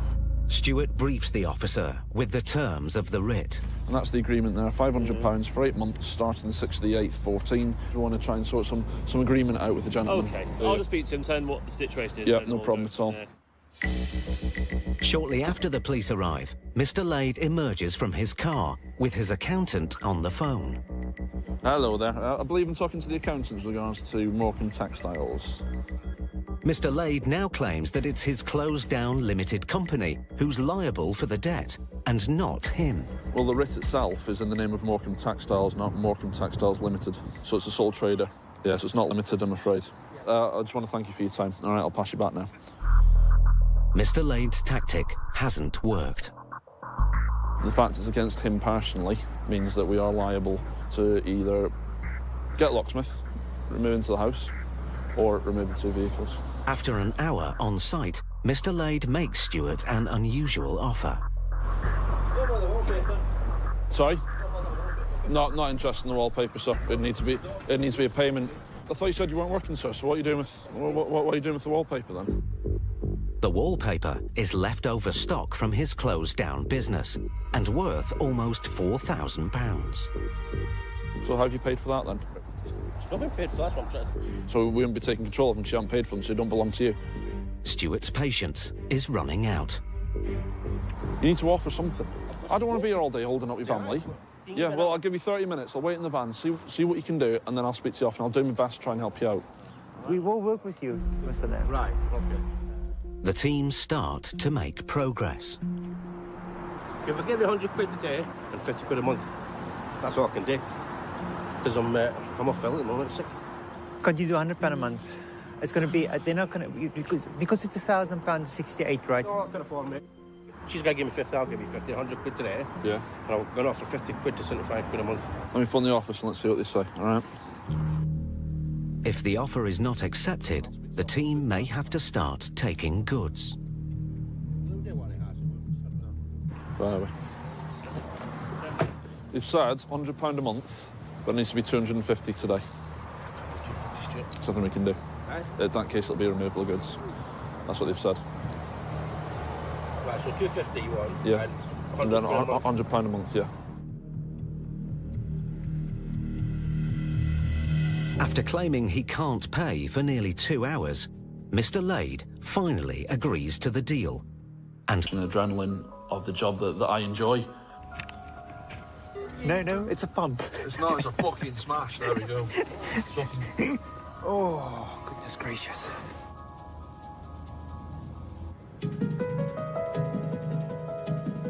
According to a new survey, repossession rates hit record levels last year. with 115 evictions taking place every day. A leading housing charity now reports that evictions by private landlords are the most common cause of homelessness.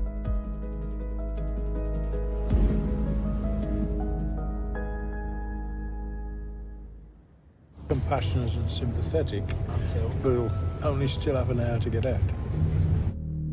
Notice of the eviction has already been sent to the tenant by the county court, but the landlord has upgraded it to the High Court to speed up the eviction.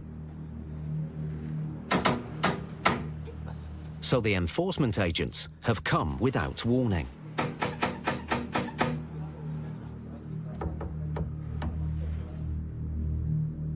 No one seems to be at home. The team start to break the lock, something the eviction notice allows them to do. There we go. Oh dear. It stinks. He's obviously got a cat. Because there's tins of tuna everywhere. Yeah, kitty, kitty, kitty.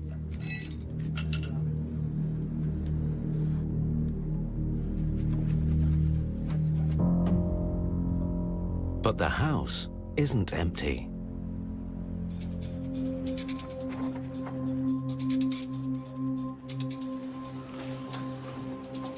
Good morning, sir. We're from High Court. We have a repossession order for your property. Can we have a chat? I'm waiting for the bailiff first, so I can take it to the council. Yeah, we'll give you that. What's the door then? There you go. You can't be breaking in, right? I can. You're supposed to give me so many days, the council told me. There's no days, it's immediate. Finally, the tenant answers the door. You're kicking at my door, you're scaring my cats. He ain't an old man. Close that door, mate. Let's do this properly, shall we? No, you stay there, my friend. Just stay there, all right? The council told me, wait till you get a bailiff's letter. That should take two. It should give you a date when you've got to be gone by, which is 2 weeks. And you're trying to get in. I've not received anything yet. Another happy chap. The tenant, Simon, knew the landlord wanted him out, but had no idea it would happen today. The landlord has chosen to transfer the proceedings to the High Court, and there is no provision within the system to give you notice that we're coming. I was waiting for a bailiff's letter, which apparently... No, gives me... okay, I heard that, and I do understand it. Right. But it's now been transferred to the High Court, which means that you have to leave today. Simon has 1 hour to gather his essentials and leave. Oh, I can't leave today. What? I'm going up to Sheffield in 20 past 6 minutes past 1, my thing. Bury my aunt tomorrow. I'm going to be gone for 3 days. Could you just look and see I'm packed? Yes. Yeah. Have a look then, please, sir. No, but that's okay. I can accept that. Not only was his black suit hanging up in a bag ready to travel, but he had his return tickets to the north of England where the funeral was going to be. I can't believe this. It's a good job I'm still here. Oh, she would have done what? We would have broke in, changed the locks and left a note for you to contact What about my us. cats? Despite the funeral, the eviction must take place today. The procedure that we follow is you need to take whatever belongings you need to last you a few days. Today. I'm going to a funeral, bro. But you were going anyway, weren't you? Yeah. Right. But there's no reason. You just got to make other arrangements for your cats, that's all. Where's the drill gun? Oh, the drill's there. Steve gets ready to change the locks, while Paul starts a routine inventory of the house.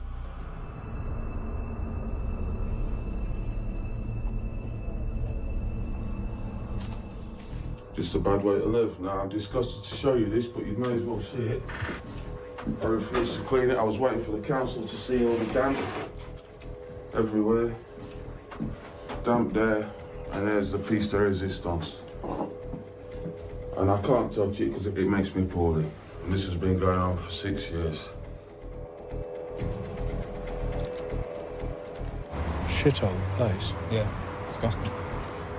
A lot of the properties that we go to, bear in mind, they're probably lower-end properties anyway. The tenants are on benefits. Their standard of living is never going to be high. But I do find, in at least half the cases, Their living conditions are absolutely appalling. A complicated situation is beginning to unravel. I've got COPD as well. What's that? Lung disease. That's why the council should be rehoused. Clock is ticking. Simon calls the housing office to tell them he's now homeless. See, right, we're trying to get council. Now, these are even worse than bloody solicitors. Yeah, good morning. I've got the bailiffs here. This is a shock to me, as it's a shock to you. The question is, are they going to rehouse you or not? You haven't called me. I've been calling you. Let's say I'm going to chase it up now and find out from them, okay? Hello, yes. Yeah, it's Paul Bowhill, my High Court enforcement agent.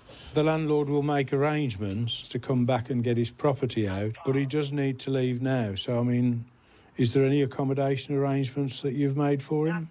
I really don't think we have anything for him, but I'm going to be speaking to a manager.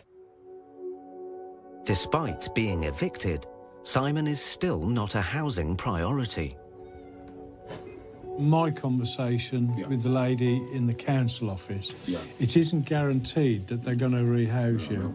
If you remember nothing else about what I've said, other than please be aware that it might all go wrong. Yeah. All right, fine. With nowhere to go, Simon now faces being out on the streets. I've got no family down here. I'm going to say my family is in Sheffield. She's just passed away now. I've got a grandmother out in Dominica, and that's it. It's just me, as it has been for the last 8 years in here. The eviction is almost complete, but Paul is concerned about Simon's welfare. The council are not going to rehouse him. Of course they're not. So we need to know if there are any options on this. We shouldn't really, there should be. Why not? We don't normally do it.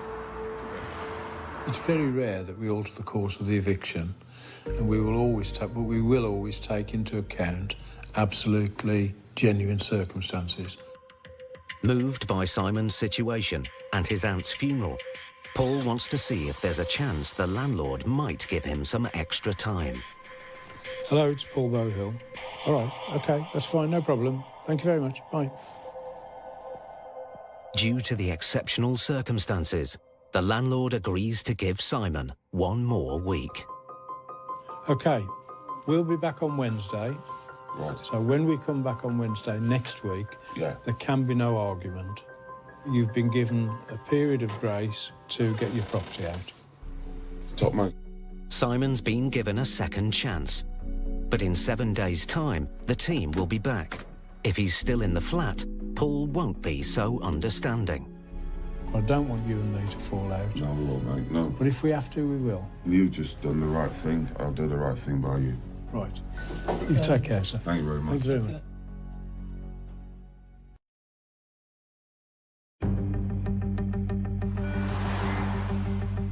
A new survey has revealed that the recent policy of paying housing benefit directly to tenants has led to increasing cases of rent arrears. As a result, many landlords are no longer accepting people on benefits.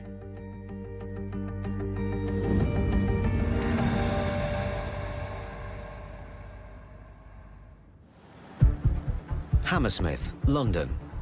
Paul Bowhill and Steve Pinner are on the road again, this time to evict a tenant who owes thousands of pounds in unpaid rent.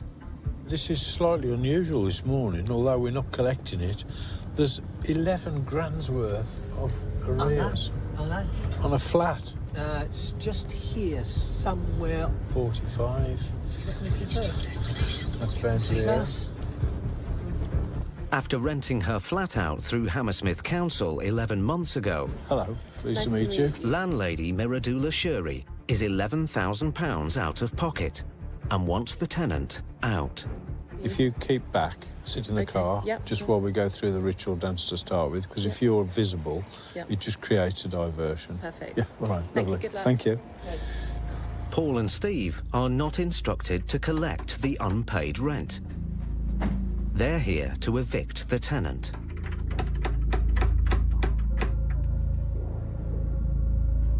There doesn't seem to be anyone in. So once again, Steve gets his tools and starts forcing the lock. Hello? Just keep. Hello? High Court enforcement. My baby's sleeping. Yeah, could you open the door, please? What's happening here? You need to open the door so we can talk to you. I have some paperwork for you. Would you like to open the door, madam? We are High Court enforcement agents, and we have a writ to repossess this property. Okay, and when are you doing that? This very minute. Madam, can you open the door? I can't talk through the door. But you're going to make me leave right now this second? No, we're going to give you an hour to get your personal effects together, and then you can make an arrangement and collect everything else. My baby's still sleeping. Madam, can you open the door so we can talk to you? But you're going to make me leave. Well, yeah. You're much better today than me. Will you open the door, please, or otherwise we'll break it down? There is no stopping this happening today. So what do you tell me?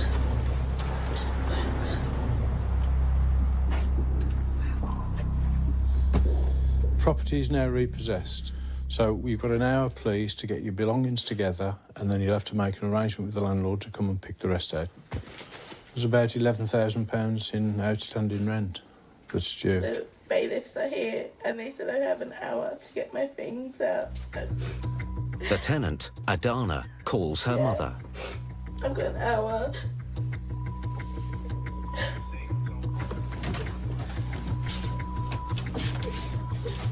Today's events have come as a shock.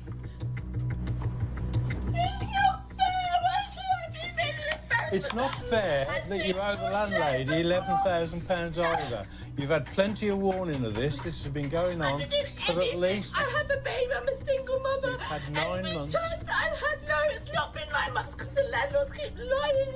It's not been 9 months. Have you paid the rent? December. It's been that I've been paying the difference. There's £11,000 on this warrant. I know how Is that a lie?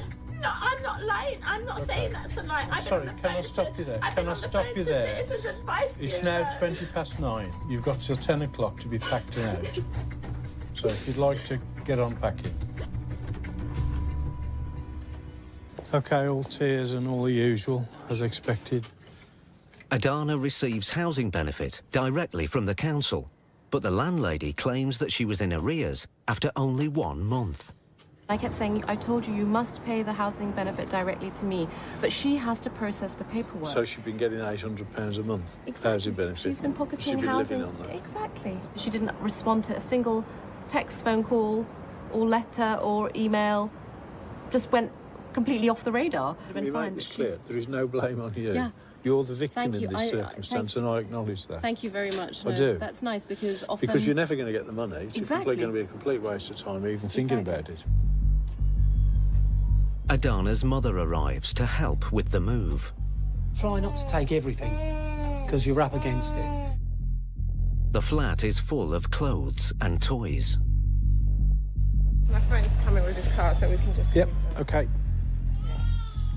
Paul sees many evictions where claims are made about tenants withholding benefit payments from landlords. A tenant who's choosing not to pay the money direct to the landlord is going to be anywhere between £800 and £1,200 a month better off. So those are the tenants who've got a 57-inch television in every room, 20 or 30 pairs of shoes, designer handbags, and they aren't paying any rent, which is why they can afford it. Oh my God, designer bags. Did I pay for that? DKNY? Possibly. And all that. Quite possibly. Adana is now homeless. It'll be up to the council to provide emergency accommodation for her and her baby daughter. OK, that's us done. We're about to lock up. Thank you. Very happy with what you've achieved today.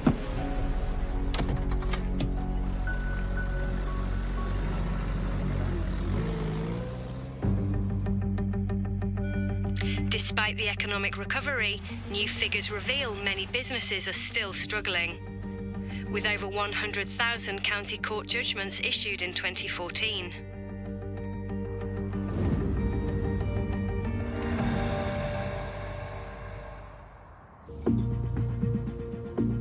Fleetwood, Lancashire. High Court enforcement agents Stuart McCracken and Elmore Victor are on their way to serve a writ on entertainments provider Stephen Rayner. So it's going to be DJ... Mobile disco. Yeah. He can, of course, be a clown. You know what's going to happen, but you're going to press his doorbell and water's going to squitch out. Stephen owes £1,650 after losing a court case against a customer. There it is, entertainments. Big van. How much is the balance? 1658.94. 1658, you'd get that for that. The company van could be seized if the defendant can't pay today. Do me a favour, mate, get a clamp on that. I wish you would do it, mate. Yeah? Your clamps and me, we just don't get on. Here you go, no, I'll do it. Been through some times being this clamp. There's a double cab with the same name on it in the garden. Might be worth more, mate. There's what? Double cab. Same name on it. Stuart makes sure the more valuable vehicle doesn't go anywhere. And Vic goes to see if anyone's home. So, Mr. Reynolds, High Court Enforcement. I'm here to execute a High Court writ. I'm from Direct Collections Bailiff Limited. Yep. Outstanding amount we need to collect today is £1,658. It's been to court. Has been to court, sorry, yes. It's been to court, it's 650 quid. That's why we're here, because it hasn't been paid. It's the CCJ that hasn't been paid. 1,600 and somewhere. Stephen didn't pay his county court judgment. So now the claimants have taken it to the High Court, almost trebling the debt. The fact of the matter is, sir, unless balance is paid in full today, we'll be taking control of goods. The dispute was over entertainments Stephen provided at a wedding. You see, they've gone down the legal route, which they're entitled to do. The bride and groom claimed he failed to turn up at the right time. Stephen and the groom argued, and the police were called. Police just said it's some of yours, some of theirs, do you know what I mean? But obviously it's bad communication between you, the bride and the groom. And obviously waiting their favours with bad communications, that's what they got me on. Stephen must pay the £1,650 High Court writ today. I am really struggling £200 a week. I haven't got that kind of money. Don't have to spare £50 a week. So the money I get, £200 a week, I mean, working tax credits goes out between my bills and all that kind of stuff. If Stephen can't pay, the team are entitled to seize the pickup truck to offset the debt. But first, they need to check it's not on finance. Hi, mate, can you do HPI for me, mate, please? Rayner's Entertainments, November, Yankee, Oscar. Vic starts to put the pressure on. I don't want to remove your vehicle, I'm going to be honest with you, but I've got no choice. I've got to execute this writ. See what you can do, make a phone call, see if you can speak to someone that can help you, perhaps. Stuart discovers the pickup truck is on long-term finance. 15 months, friggin' hell. As it's on finance, Stuart can't take it. So he turns his attention back to the company van. Can you do me another one, mate? It is battered, John, I'm not going to lie. It's not in a good state, but it's roadworthy, and get something for it anyway. Yeah, all right, mate, I'll clamp that and immobilise it. The van isn't on finance, but its value might not cover the total debt. Stuart has a hunch. There's Bouncy Castle hire on the side, and I've seen on the back of the L200 DJ Rayner. And I'm a DJ myself, so I know DJ equipment like the back of my hand. So hopefully it's got a nice set of decks in there I can work with or something like that. I don't know. Ah, bingo. Right, we've got a set of speakers, a few active speakers. Bouncy Castle, fantastic. It's exactly what I needed to see. The good thing is, it's not going anywhere because it's clamped. Right, that'll do. Let me get the inventory sheet out. It is amazing what's locked behind closed doors, quite literally. I never expected to see a van full of Bouncy Castles, but that's a first for me. I wanted to go on it myself, to be honest. I've given him half an hour to raise some funds. He's not going to raise it, mate. He's got nothing. He's on 200 quid a week. Right, I've opened the van. Yeah. It's full of Bouncy Castles. Yeah. I don't know how much a Bouncy Castle is. They're not cheap. They're not, are they? You're not talking 500 quid for a Bouncy Castle, are you? No. You're talking I would think 1,500 to 2 grand, aren't you? Yeah, depending on the size and that. and condition. The equipment might just cover the debt, but without it, Mr. Rayner won't have much of a business left to run. The van's got all my DJ gear in it for the weekend, you see. But like I said, all the goods in there will be taken control of I need as them well. for work, you say. They'll still be taken control of, sir. Right.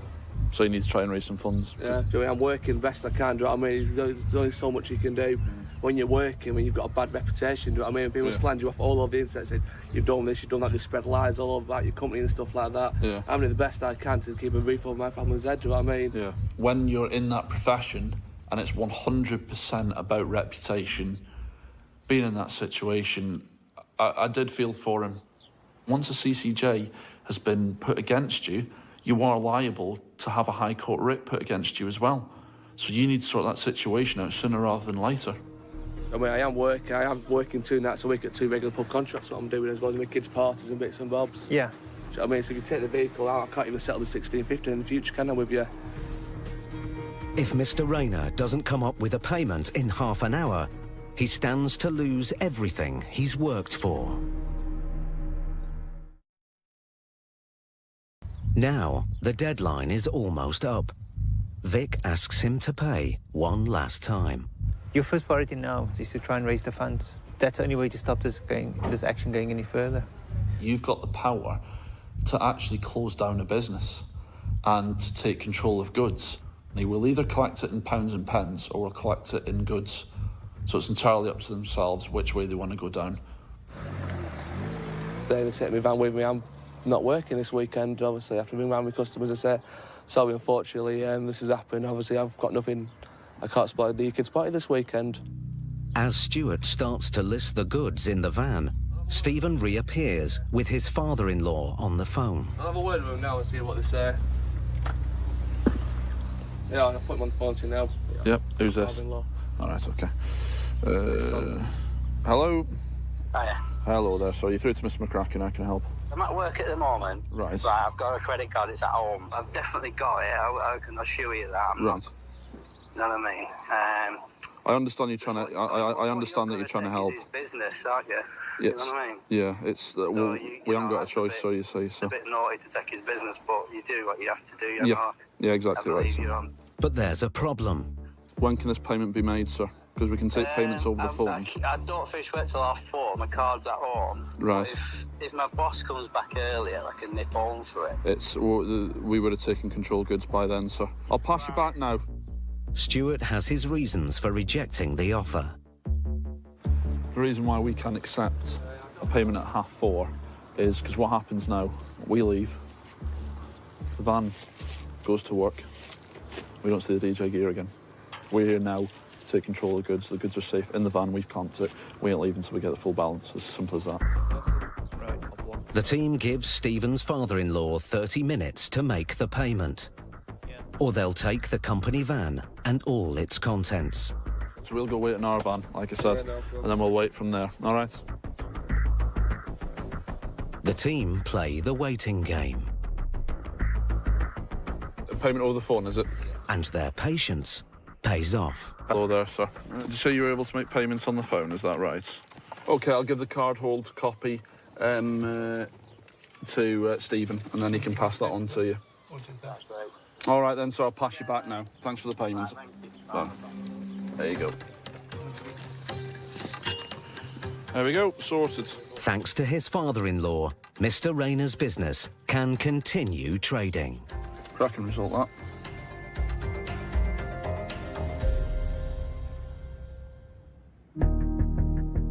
One week ago, Paul and Steve went to evict a tenant from his home in Croydon. No, you stay there, my friend. Just stay there, right? The team found the tenant just about to leave for a funeral.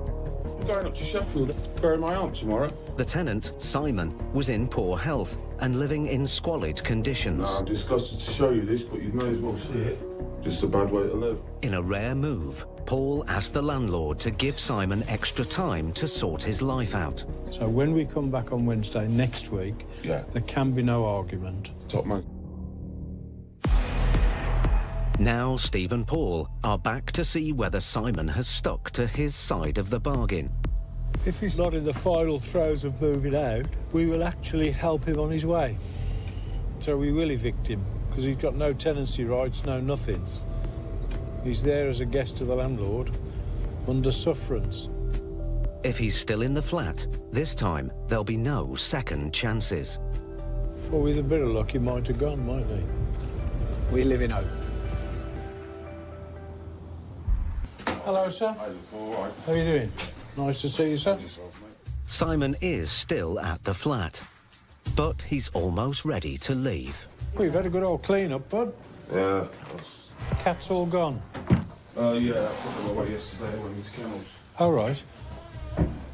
Is it your telly and that, or is that... Yeah, that's one So are you moving stuff into here, or what? No, he's going into the back room. Now officially homeless, Simon doesn't know where he will live in the future. I'm going It's more secure. wait for the council to see if they'll... When are they coming? I've got to go there at 2 o'clock. What are they doing? Have they housed you for tonight, then? Yes, I think so. I think so. Are they actually going to rehouse you? I don't know. OK. I don't know about that. Can we give you a lift down the council? If you don't mind, that would be nice. We'll just make sure you're off the premises, see? There's always an alternative motive, isn't there? You know what I mean? No, he's been all right. Nah, he's a good lad, bless him. Yeah, it really helps. All right, cheers. Be lucky. Take care. Simon might be able to sort a roof over his head for tonight, but his long-term future is uncertain.